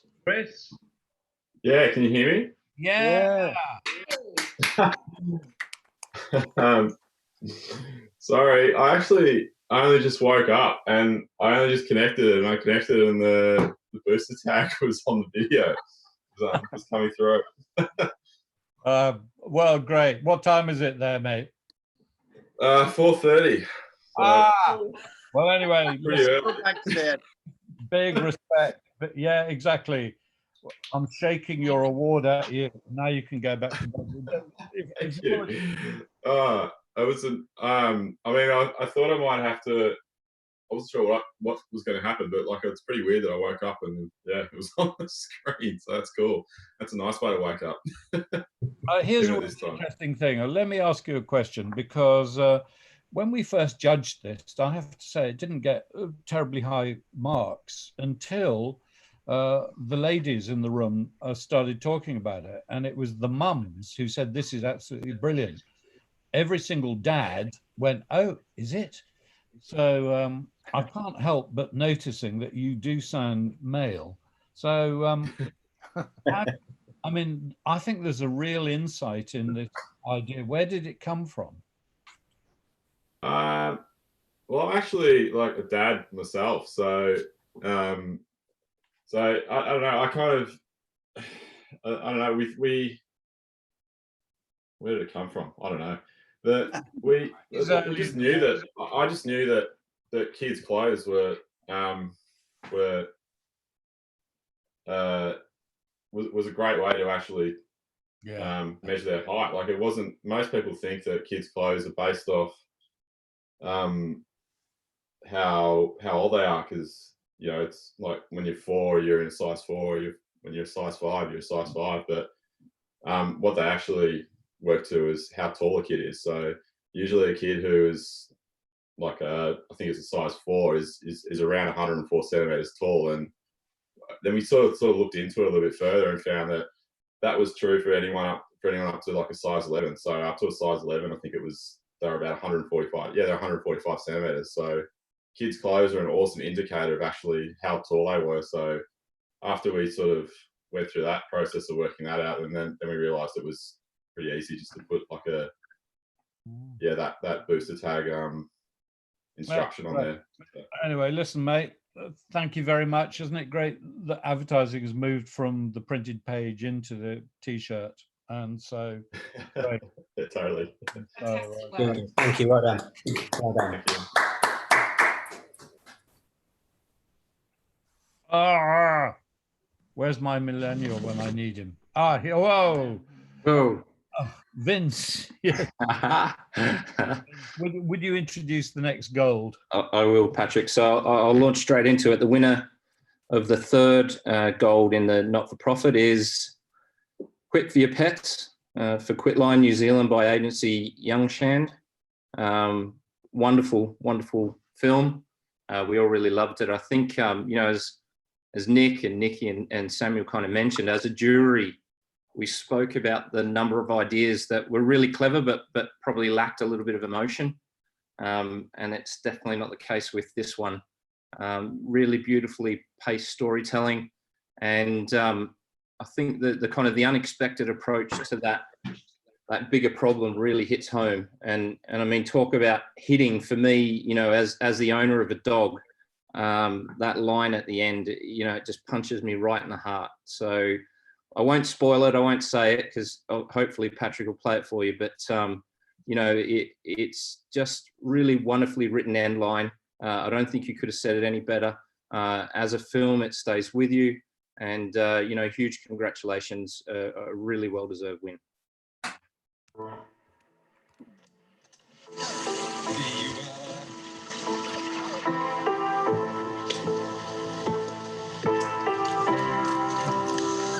Two favorite ladies.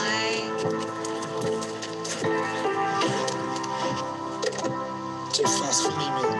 Come on then.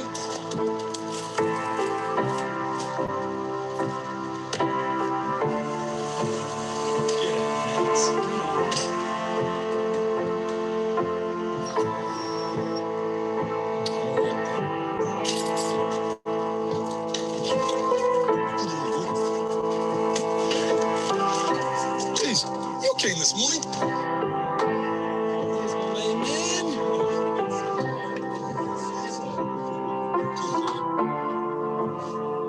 buddy. Pretty quick. She'll see you through.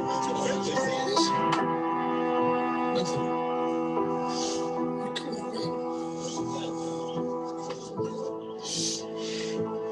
Another day in the life, eh, boy?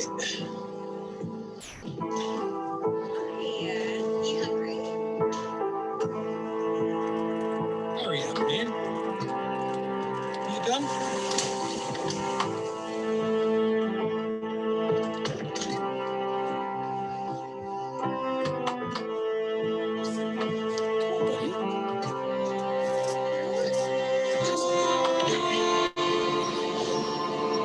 It's okay. It's okay. Close.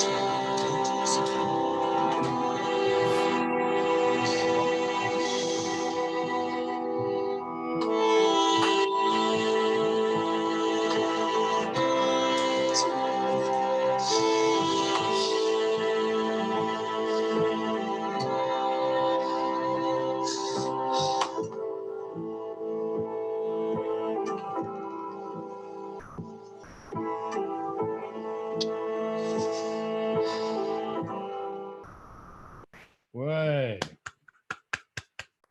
So Anne Boothroyd, Scott Maddox, Jack Wadham, Ben Hopkinson. I know three of you out there. Talk to us. Yeah, well, look, it was an amazing opportunity to work on this brief. I think someone said earlier, that our work should make people feel something. And I think we can sometimes get quite distracted with all the new mediums we have to play in. But this was a real opportunity, I think, to tackle a problem that lots of people have tackled before us, but really find a new lever, a new way in, and make people feel something. So, you know, thank you so much for the award. It's amazing for our team. We're a little agency in New Zealand, so it just shows you that creativity really can come from anywhere. And I'm exceptionally proud of our team for not just this piece of work, but all of the finalists. So yeah, thank you. No, well done, you guys. And I have to say, you know, from our point of view, the jury would agree that it's absolutely fantastic to see work coming from a small agency. Quite often, small agencies feel intimidated by award shows and don't enter their work. So we were really, really pleased to be able to receive it. And good stuff. We're up for it. Yeah, so Jack, Ben, you know, good stuff, mates. You're out there. Thank you. Yeah, well done. Okay, well, moving on. That's the end of not-for-profit. Oh, there we go. I'm being given brilliant. PR was a new category for us this year because, of course, increasingly, you know, direct is about measurement, but it's also about measurement of likes, clicks, but also these things called media impressions. And so, funnily enough, it ended up being the single most entered category of the whole lot.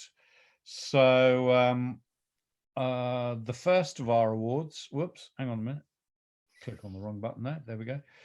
4 golds, 19 silvers, 31 bronzes, 56 shortlisted campaigns. 2 golds, so this is the second gold goes for refurbished tweets. Love that. Yeah, well done, Nigel. Nice clap. No, it's good. Great piece of work. It is a great piece of work. And it's a really good piece of clapping there. So sorry, thank you. So Nick, if you're out there, I know Nick had a presentation to a client and we're going faster than I thought we were going to do. Nick, are you there? No. He's still in a client meeting. What? Oh, no. So I've got my techie help here. No, Nick. Right, he's still in a client meeting. God bless him. So the next award goes to Service Plan Germany for Piper Verlag. If any of the jury want to pipe up about this. I will. I think this is absolutely fantastic to get real life criminals to review your crime novels and to critique them was such a simple, we talked about simplicity, as did Sir Heggs, and truth, funnily enough, but an amazing campaign and absolutely deserving of that gold. I think it's worth reminding people that at the very beginning of Nikki's brief to the jury wasn't just to award the big integrated campaigns where there was the video and the whole lot, but to look for the small idea that was perfect. And I think that fits that. So here we go.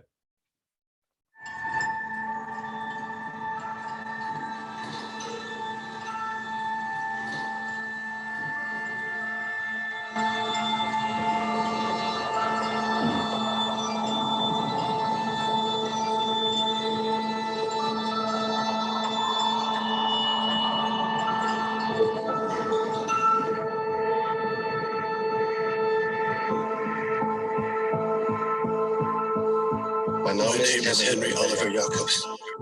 I'm an ex-criminal, a convicted murderer who spent 19 years in prison. Book publisher Piper asked me to review a crime novel. Of course, cops offer you a deal, but they can't make it. Only prosecutors and judges can offer legit deals. The ending seemed to me. It's in line with my experiences, too.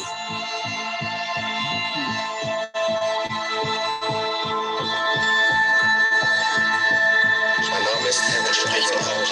Meine Frau und ich bin jetzt.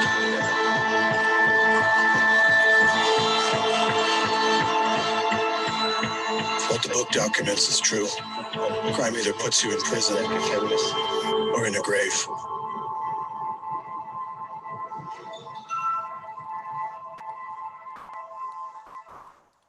Oh. So fantastic. Unfortunately, I don't think we have anyone from Service Plan here, unless Oliver, you want to chip in? Yeah, but I really can't. I'm a Service Plan Italy, so I would not be very qualified to say anything about it. But don't you have any criminals? Pardon? Yeah, I have a little criminal over here. Okay. Nazis, criminals, racists. All right. Yeah. But we have the Alps between each other, so I really can comment it. But I say thank you from the whole Service Plan side. Bye. Brilliant. Yeah, well done, Service Plan. Beto, if you would introduce the next award, that would be fantastic. Right. I do know that Beto has been particularly stressed over the last few days, with business issues. So any of the jury want to talk about this? Anyone? I would love to, but I can't because it's my agency group and I'm going to be talking about it later on. But Vince, are you still on? Okay, well, I'll talk about this. Yeah, I am, but I have to pull the same card, Nikki. No, it's all right. Vince, come on, tell us about this. From London. Yeah, so. okay. Well, I mean, it's a pity Lol's not around. I'm hoping he is around because, he can talk about it. I think that from a jury point of view, it was the craft side of it that really made an impact. I think, we're all familiar, obviously, with the basis on which this thought comes about, but the way they really took it from a craft point of view and gave it a real humanity.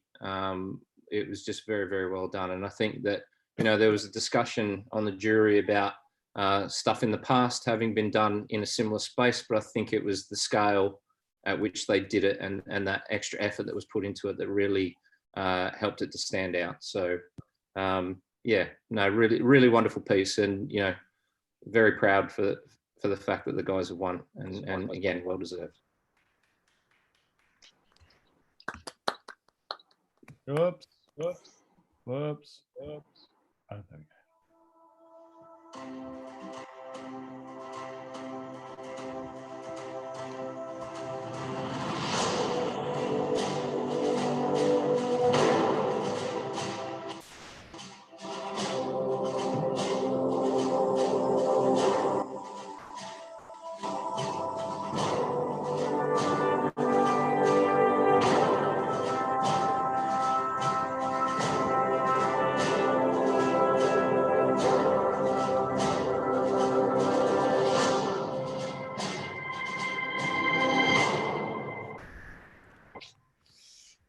Yeah, that was a short version of it, but fantastic. Lawrence, Lolly, are you out there? I think Lol's just gone to put his daughter to bed, but I'm Rory, and I'm one of the creative team that did this piece of work. So yeah, it's really it was a really special project for us, and we met a lot of great people, and McCann also really put a lot of faith in us with it and backed us with it a lot. So I want to say thanks to them, and thank you to you guys as well. Well, we were talking earlier about that these days, you have to put in the hours, the days, the months, even the years. Xbox took 3 years. I mean, putting that together must have taken a hell of a long time. Yeah, we worked on it for over a year, and the campaign, I think, ended up getting extended. So even the campaign ran for about 6 months in the end. It got really great pickup, and the charity just kept kind of pushing it, and it worked really well for them. So it was definitely a really long road with it, and a lot of points where we thought it might not be possible, might not happen, but we always had a team that would find solutions and keep it going. I mean, what's one campaign is some of the detailing. So, for example, one of the models, you know, it's a middle-aged mum, you know, and she's lost her figure, and it's that authenticity and truth, going back to what Hegsy was saying at the very beginning, that I found really touching. Yeah, I think the real stories are often a lot better than any of the ones that we can write. And so it was a pleasure to tell some of those stories as well. Well, thanks. Big congrats, mate. Thanks. Right. Moving on to the last of our 4 golds in PR. Mira, are you there? Yeah, sure. It's horrible time. I'm there very much. God bless you for, was it 1 o'clock in the morning? It's just midnight. Oh, midnight. Well, tell us about this. Can you hear me? Yes. Yeah. Hello. Okay, so if there's one campaign that really matched what Sir John was telling us about, is it memorable? Is it motivating? Is it rooted in a truth? Can you hear me? Yes. Yes, we can.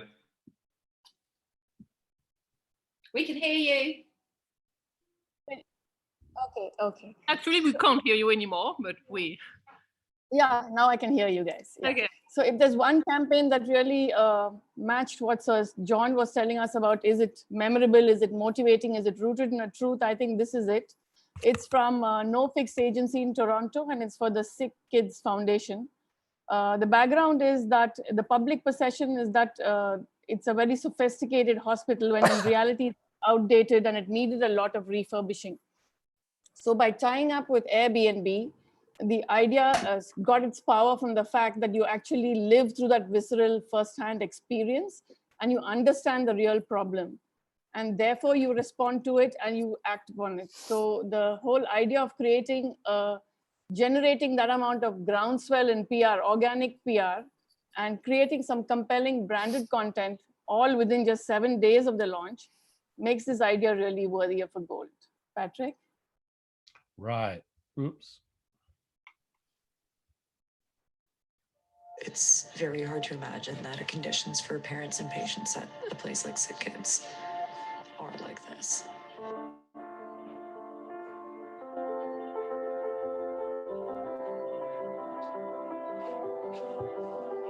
Sick Kids is doing this really cool thing. They're partnering with Airbnb To highlight the need for new facilities at the hospital. It's offering the public an intimate view of what it's like and why they're trying to build a brand new one. The hope is they'll come here and spend a few hours. They will see just how desperately this new hospital needs to be built. To deliver a truly authentic experience, we created an exact replica of the pediatric intensive care unit down to the last detail. We worked with doctors and families to design an immersive audio and live experience to take guests behind the curtain.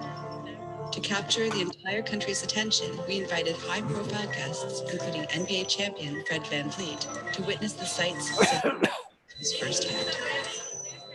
We're here for 3 hours. I can't imagine being here for a day, 3 days, 3 months. Then we hosted Tier A media and personalities to get a glimpse into the experience and catapult the conversation. This is the first time I've had a moment to kind of take in. Sorry, guys. It didn't take long for the story to gain international attention. It was so successful that what was supposed to be a 2-week installation is now being kept up permanently for simulation and training. Best of all, people everywhere began to understand the pressing need for the new Sick Kids. And anyone who experiences this Airbnb see that the staff and the level of support is amazing, but they definitely won't leave here knowing that there needs to be a change.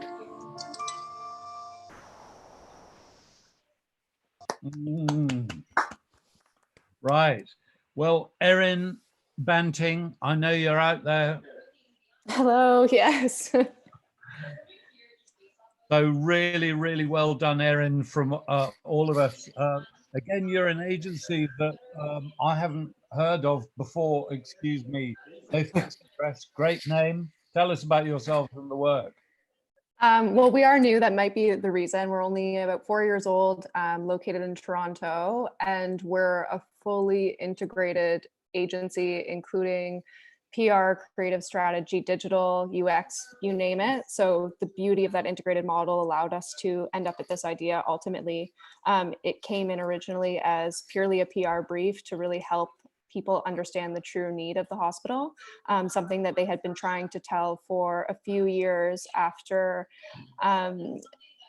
announcing that they needed to raise $1.3 billion to build a new hospital. So it's something they struggled with for a while in terms of how to break through and how to tell that story. And the beauty of working with this integrated team is that we brought it all the way through from strategy through to creative, and then finally PR and kind of oversight from an XM experience to bring it to life. So it was definitely a labor of love, and something that in the end ultimately resulted in something truly impactful, which is obviously all our goal at the end of the day. Yeah, absolutely. I mean, Nikki, anything you want to add?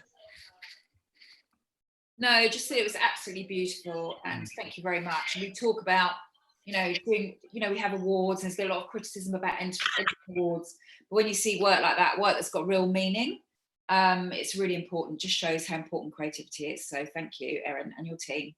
Thank you.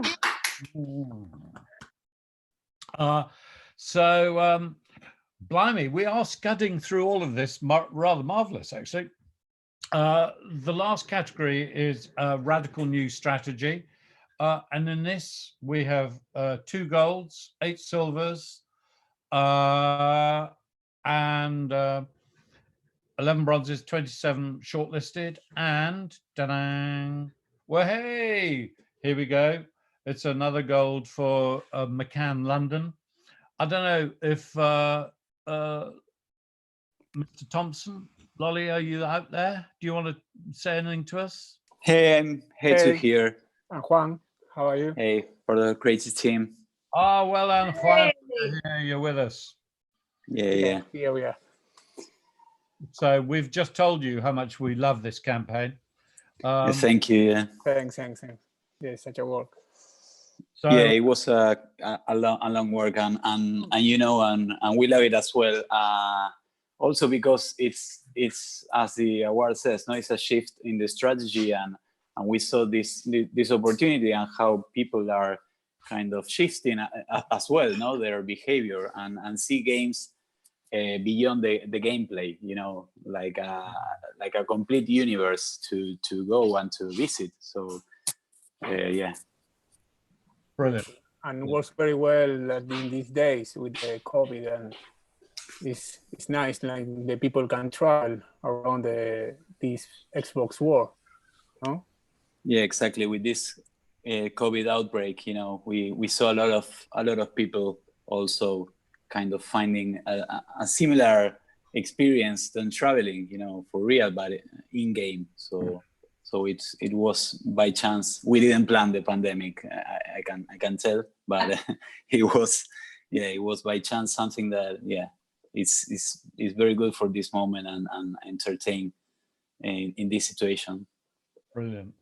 I've just noticed Ryan Chiasson. We missed you earlier because we're going rather faster than I meant, but Ryan was the guy behind the exhibition nobody wants to talk about, the Ian Hayward Lollipop. So Ryan, are you there, mate? Because hey guys, yeah, we want to congratulate you. Anything you want to tell us about your campaign? Yeah, sorry I was not able to join it earlier, but we had a massive team from No Fixed Address that worked on this. Everybody from creatives to our PR team, an amazing client, trusting client, and I think from everybody at the agency, it just felt good to do something meaningful. And I don't think any of us really knew the scale of the problem in Canada. It's always thought about as a third world, far off kind of problem. So I think it hit home for a lot of us, and we had a lot of people volunteer, and I think we had about 50 or 60 people from our agency literally unwrapping the lollipops from hand to get the exhibit done in time. So it was a massive team effort, and glad you guys liked it. Yeah, brilliant. And also, because we're going a bit fast, Carl Robertson, all the way from Sydney, Australia, mate. We were a bit fast, but you're up. Tell us about Michelin Impossible. Yeah, sorry guys. It's Hey, he's got a black tie on. Oh, brilliant. Respect. Sorry, it is quite early here in Australia, but thought we'd still get dressed up for the occasion. Very good. We've also got Blake here somewhere as well. Yeah, there he is, also suited up. Nice, mate. Yay! Well done, guys. Thanks very Is much. this on straight? Yeah, we were worried we got the time wrong for a sec there, but yeah, cheers for allowing us to thank the massive team at Ogilvy and OPR and Mediacom and Infinity Squared for making all what we could do happen. Yeah, and especially Sam Edelman, the legend from Alice Springs, who let us into his life for a few months and made him travel around the world with us. No, he let you into his life. That's why you got to look at it, guys. Yeah, exactly. He certainly deserved it. He runs one hell of a show down in Alice Springs. It's amazing what he does out there. I think one of the things you missed is that actually it was a belly laugh. It was one of the few things that actually made the jury laugh. Oh, good. At the time of lockdown, just being able to laugh was just such a release. So we're really, really pleased for that. So thank you so much, guys. And brilliant. Thank you. So impressed. Thank you. Thanks very much, guys. Thank you. Brilliant. So moving on. I don't know. Ron, are you there? I was able to make it on. Yeah. Yay! Ron, brilliant. Because I know you were having difficulty. Ron, will you tell us about actually what is, I think, the last of the jury awarded golds before we go on to Nikki? Yeah, sounds about right. This one's going out to BBDO New York for the Mars pedigree and ExxonMobil kind of hybrid for mutts for trucks. There was so much great work entered. I've been involved in the Caples for a long time, and this year it blew me away. But even with all that great work, this one stood out that much more. All this work you guys have been seeing tonight it's been phenomenal. What was so great about this one in the strategy area is how it was kind of a blend of these two brands. It got into the insights that ExxonMobil knows about truckers, and then it blended that with what Pedigree knows about dogs. So with truckers, their days are long. It's lonely. It can even be scary for some, and dogs just fill that gap perfectly. So I felt this was such a great blend of those two, and it was such a great find from a strategic standpoint. And then the execution was flawless. There's a series of videos. There's 3 different ones. Every one just gets better than the next. They're real. They're authentic. I even found myself after viewing these things multiple times, I even found myself tearing up again, even seeing it again. So I think they're great.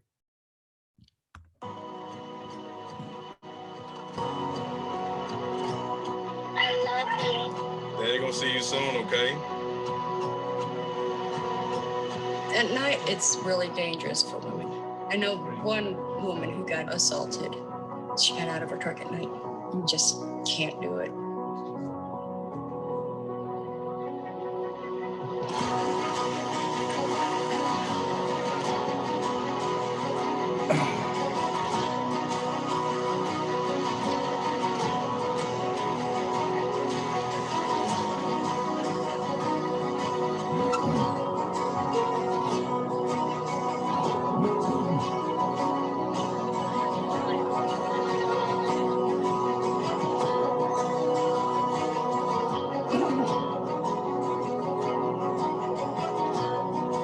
This is my doggy!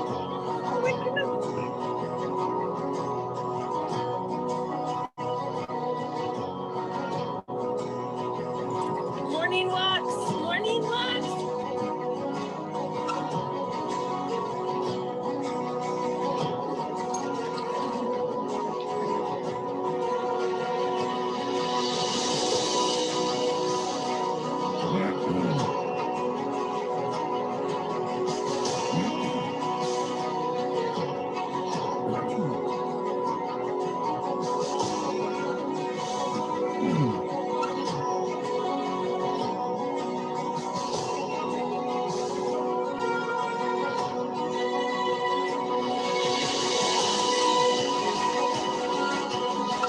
She's truly turned out to be a blessing. A perfect match for me. You just became part of everybody's life. Somebody opened my door by mistake and her hair rose up, she barked, she growled. I'm like, dang, nobody's coming in this truck. She's always there for me. Gotta be always. Oh. So Mike Tunney from BBDO New York, I see you're out there. Tell us, speak to us. Can you hear me? Yeah. First I want to say thank you. Thanks for recognizing the work. A lot of work went into it. It is a weird project. Something that kind of started out just by observation. We used to work on the dog food side of things and then moved to the mobile side of things and saw that there was an overlap. A lot of truckers that we did observe had dogs. And then there was all these studies coming out when we were working with Pedigree about the benefits of dog ownership, both mental health and physical health. So, kind of our strategies are pretty much overlapped. And we saw an opportunity and we approached clients separately and then kind of created a team to work on this. And it was just a fun project. We did all the film production in-house, and we did several shoots. We went to the first one we did in Nashville for the event itself. And then we were able to follow up with the other drivers in Virginia, Atlanta, and LA to close out the individual stories. So it was cool. And it was really good to see the impact that dogs had on their owners, months later, because there was a big gap between the first shoot and then the follow-up. So that's about it. Yeah. But thank you. Thanks so much. No, it's great. There is a whole load of content behind this. So one of the things that we did encourage the jury to do, and God bless them, they did do it, is to go and look at all the content rather than just the 2-minute video about the campaign. So again, I thought some of the stories were great, but also there's a great message for young creative people out here, which is, take two of your clients and bring them together in a new, meaningful way.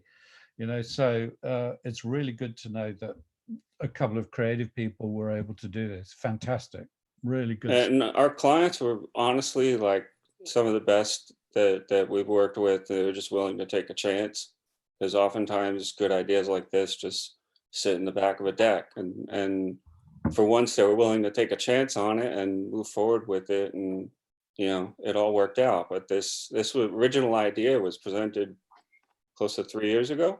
And the project itself, wow, I would say start to finish was a little under a year when we actually finally got to work on it. So it was persistence in the part of our strategy department to see an opening and get in there. Well, good stuff. Thank you very much, Mark. Thanks so much. Appreciate it. Thank you for being persistent. And so, God, I can't believe how rapidly we're scudding through this. This is absolutely brilliant. Shall I come out of stop share so we can just have a look at Nikki in her glory? I'm going to see what happens here. All right. Can you all see Renee? Brilliant. So, Nikki, we've got you now with all of the three jury awards and then your own. Brilliant. So do you Where want do you to want me to start? Well, I suppose I better get back to share screen actually. You don't have to. I've got them here. I've got them here in front of me if you want. If you'd rather do it like that.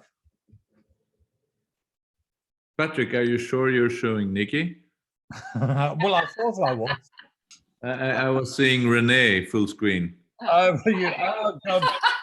Which is not quite the same. Me and Renee are one. We are one. I've been reading about Zoom bombing. Okay. I will prefer Nikki as well. All right. So I guess thank you everybody, and I know I've got all the jury here. Hi Renee. And the first special award is for best writing, and I'm not going to say too much about it because there's not too much to say about it apart from it's brilliant. So the brief was actually a B2B brief, and it was to create a sales tool. So if you think about B2B, create a sales tool, you go, oh, you know, what a brief. This was a fantastic brief actually, and a fantastic solution. The team here didn't just create a sales tool, they created a 3-episode mini-series.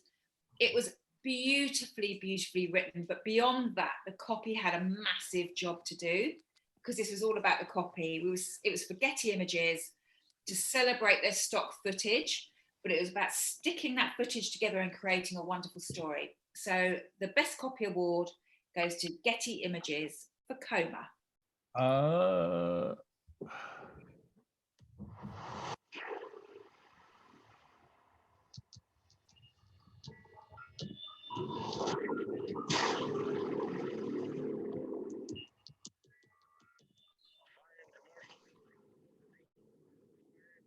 Building.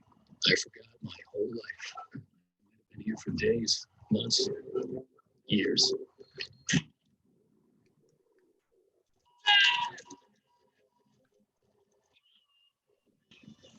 Please, let it be a dream, not a memory. It's all right.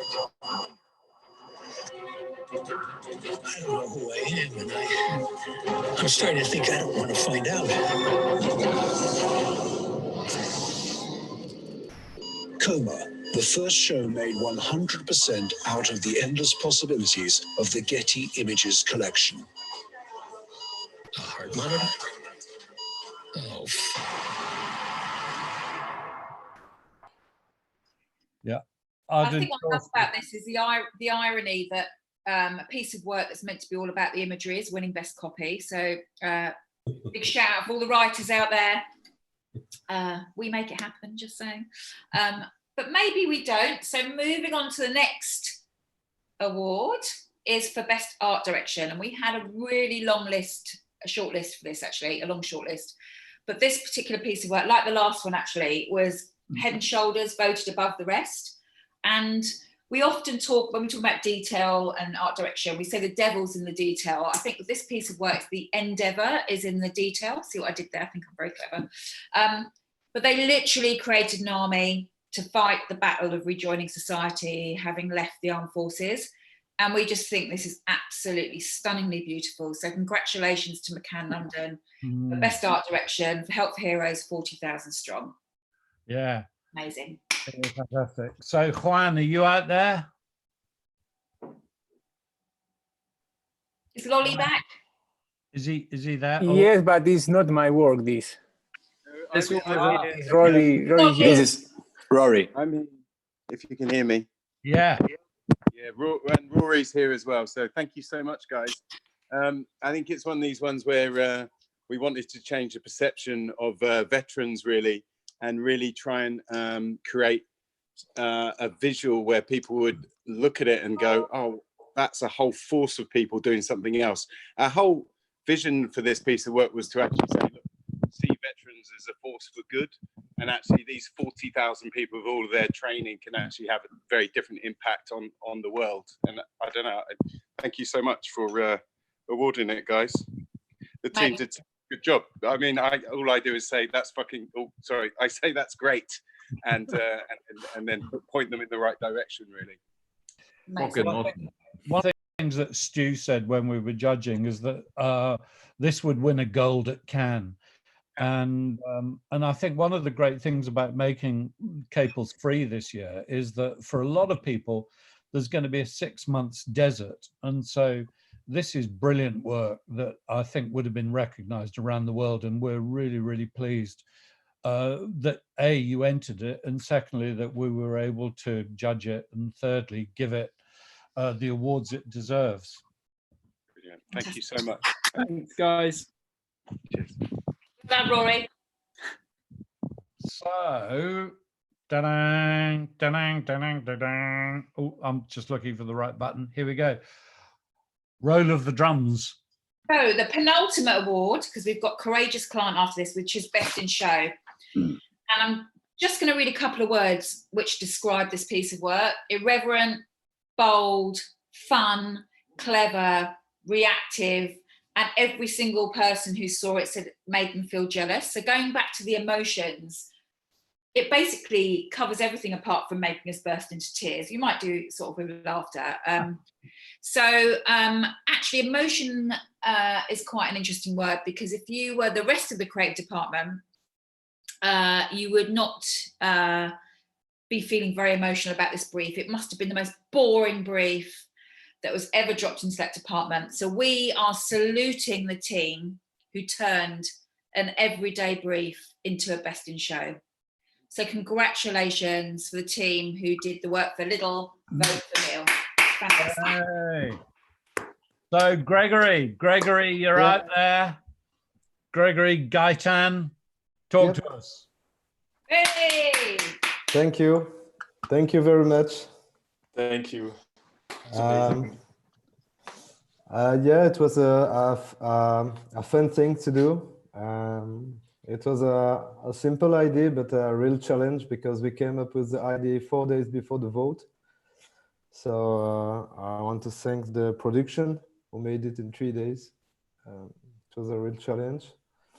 And I'm glad that the Belgians and the politicians reacted that way. We had a lot of positive reactions on social network. Even the politicians themselves shared the posters and on Twitter account. It was funny. And we are really lucky to have a great client like Lidl with an awesome team, because they trust in BBDO, and it was really ballsy. So thank you very much. Fantastic. For this Well recommendation. done, both of you. Amazing. Right. Finally, yes, our courageous clients. So what is that? So I asked both Patrick and Duncan if we could bring this award back. It's something I remember from going back to those days in New York. And I think it's really important, because we're in a world where the average tenure of a CMO is about 18 months. So taking risks has got a hell of a lot riskier. So this is our moment to champion those clients who champion us, our creativity, and doing disruptive, standout creative work. And in this case, I've chosen a client who hasn't changed a winning formula that he inherited, but brilliantly built on it. And actually, this client hasn't won any golds in the show, but has won several silvers. He says that at the heart, this is his quote, "At the heart of everything, I still love amazing creative. In this cluttered media that we're all bombarded with, what really cuts through is still brilliant creative." And he puts 5% of the global media budget, and this is a quote again, just out there to try new and very innovative stuff. And his name's Andrew Clark. He's a global president of Mars Wrigley. Now, Snickers, there are 3 pieces of work that are under the brand of Snickers. One is Fix the World, an epic but absolutely brilliantly silly Super Bowl ad, feeding the world a massive Snickers to get us back to itself.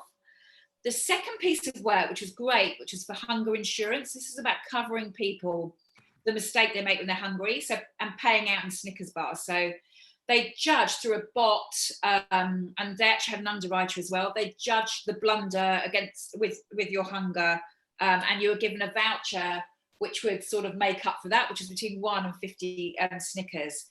And what I love about it is it wasn't just a fun social campaign. They actually created an infomercial, to all in the style and the genre of insurance ads. And then finally, Snickers Gate. I mean, talk about courageous. So what he did, and his team did, and his agency did, who are amazing, is they replaced Snickers in the packaging with bounties. You can see from that picture there, which so many Snickers fans were absolutely disgusted with.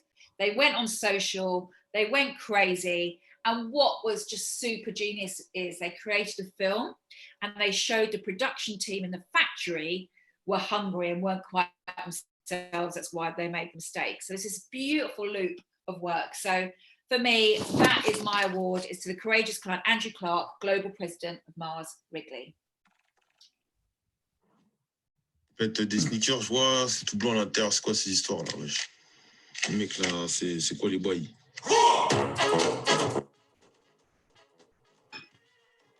Sneakers, le Sneakers Gate. Hashtag Sneakers Gate. Que se cache-t-il derrière ce hashtag? C'est très simple. En ouvrant l'emballage de leurs friandises, ils ont découvert à l'intérieur, non pas un sneakers, mais 2 bounties. Oh, mais ils sont sérieux, les fils de... Ils ont mis des bounties dans un sneakers.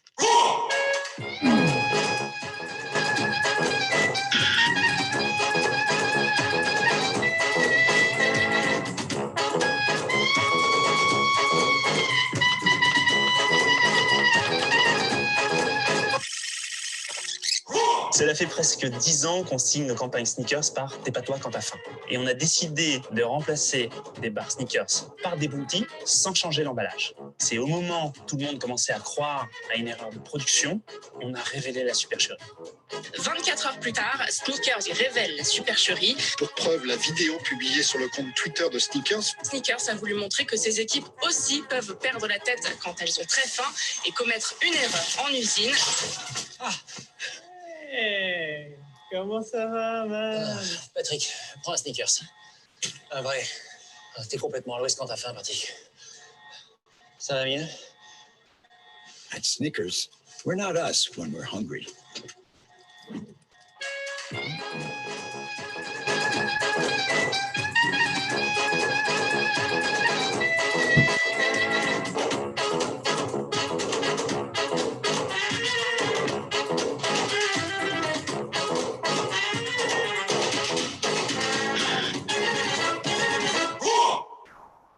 Hey, so, wow. Well, we finished a lot earlier than I thought we would. From my point of view, as custodian of the Caples, it's been an extraordinary couple of months. I'm so happy that we went free. I'm so happy that we got some brilliant work. I'm so happy that I got some really good friends to come and judge. I'm so happy that we got the amazing Nikki to pull it all together. I've unmuted, I think, almost everybody. If anyone got anything they want to say about the work they've just seen, about the experience, about how fucked off they are, being locked up, you know, we've got 10 minutes and I've got half. Well, can I jump in? I want to thank Patrick for being, well, for answering that phone call a few years ago and helping me keep Caples alive, because I think it's going from strength to strength, really. And ironically, this shutdown, whatever's happening, has made it actually probably the best one yet, ironically. And who knows what our model will be in the future. I love the fact that small agencies could win, small agencies could enter work because it was free, you know, and it's an expensive thing to do. So, you know, we will discuss it, look at it, and just try and make the show about awarding creatives. It's just a show for creatives run by creatives, and I think even in this strange sort of format we've used, we've done it fantastically, and it's been a pleasure. And although we couldn't drink together and hug each other and hang out together, it's been just as pleasurable as it ever is. So thank you, and thank you forever. Brilliant. So fantastic. If I can chip in very briefly, it is, as you said, Duncan, by creatives for creatives, and it's about one of the only award shows that goes on. So it shows that at one point in time, creatives are more resilient than all the rest of them, aren't they? So power to you guys. Patrick, Duncan, what a great show. Thank you.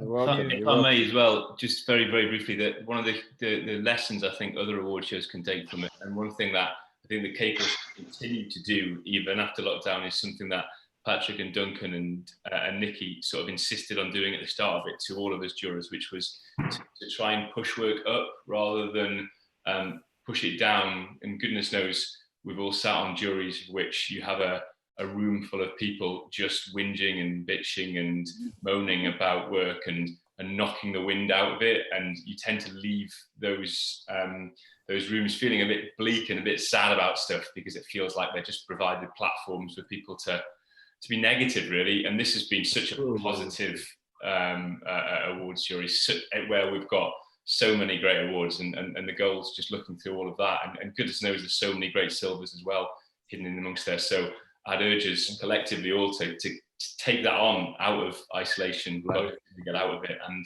other juries could learn and award ceremonies could learn a thing or two from it. Thank you so much. Please try and tweet or put any posts on LinkedIn, because PR will be a fantastic asset to us to help us stay strong next year when all the other big boys are back. Well, hi. Yeah.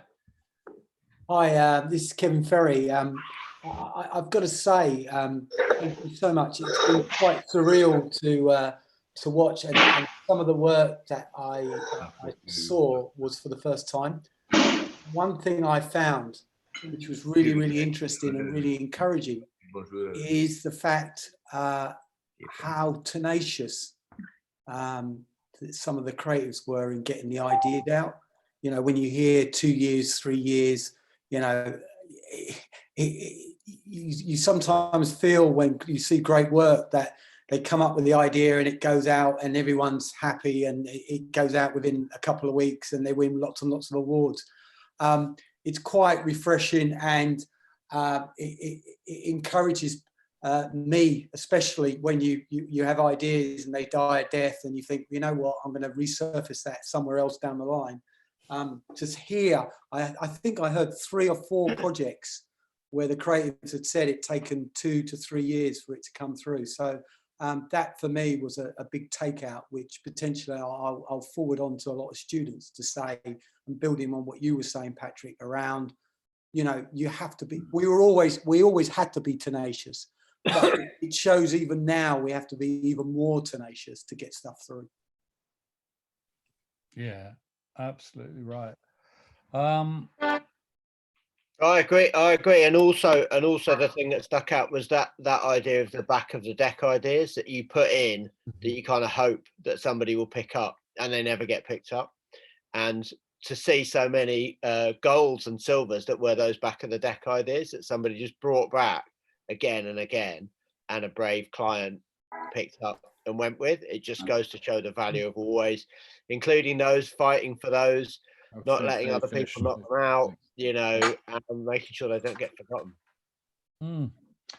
I just want to say, Kestrel, I see you're here. I didn't invite you to talk because it's a ridiculous time. 3:27 a.m. Yes, 3:27 in the morning. It's okay. I'm multitasking. I'm reviewing a pitch deck that I need to present 7 hours from now. Oh. So I'll be short. Thanks for inviting me to Best judge. luck. You're a superstar. It's okay. Thanks again for inviting me to judge. I think this has been my best judging experience so far. And I really would love to be part of this again. But I do have one small request. Since we have confirmed the awards already, would we still be able to review as the jury the other award entries if we have some time, like tomorrow? Because I didn't manage to go through all the entries in the category, and there are really some good work that I really don't want to miss out. I think you can. You just can't judge on it. You can look at it. It's fine. I just want to look at it. Yeah. Anyway, listen, Nikki, I think it's up to you, darling, to see us out. Well, thank you. Well, I've got a glass of, I think it's champagne. I'm not quite sure. It's fizzy and it's white and it's in a champagne. Even if it's Prosecco, we don't care. We don't give a shit. Cheers, everybody. It's been an absolute pleasure. I'm just gutted we're not together right now to put some music on, some 80s music, have a bit of a dance. But thank you very much. It's been an absolute pleasure. And, you know, Duncan and Patrick, from my heart, thank you for keeping this amazing show alive. Cheers. Cheers, everyone. Cheers, everybody. Cheers. Thank Cheers, you, everybody. Good night. Good night. Great show. Thank you. Great work, guys. Thank you. Brilliant. They're amazing. Well done to all of them. Bye. Love you, Patrick. Love you, Nikki. Oh, Billy, top man. Goodbye, everyone. Top man.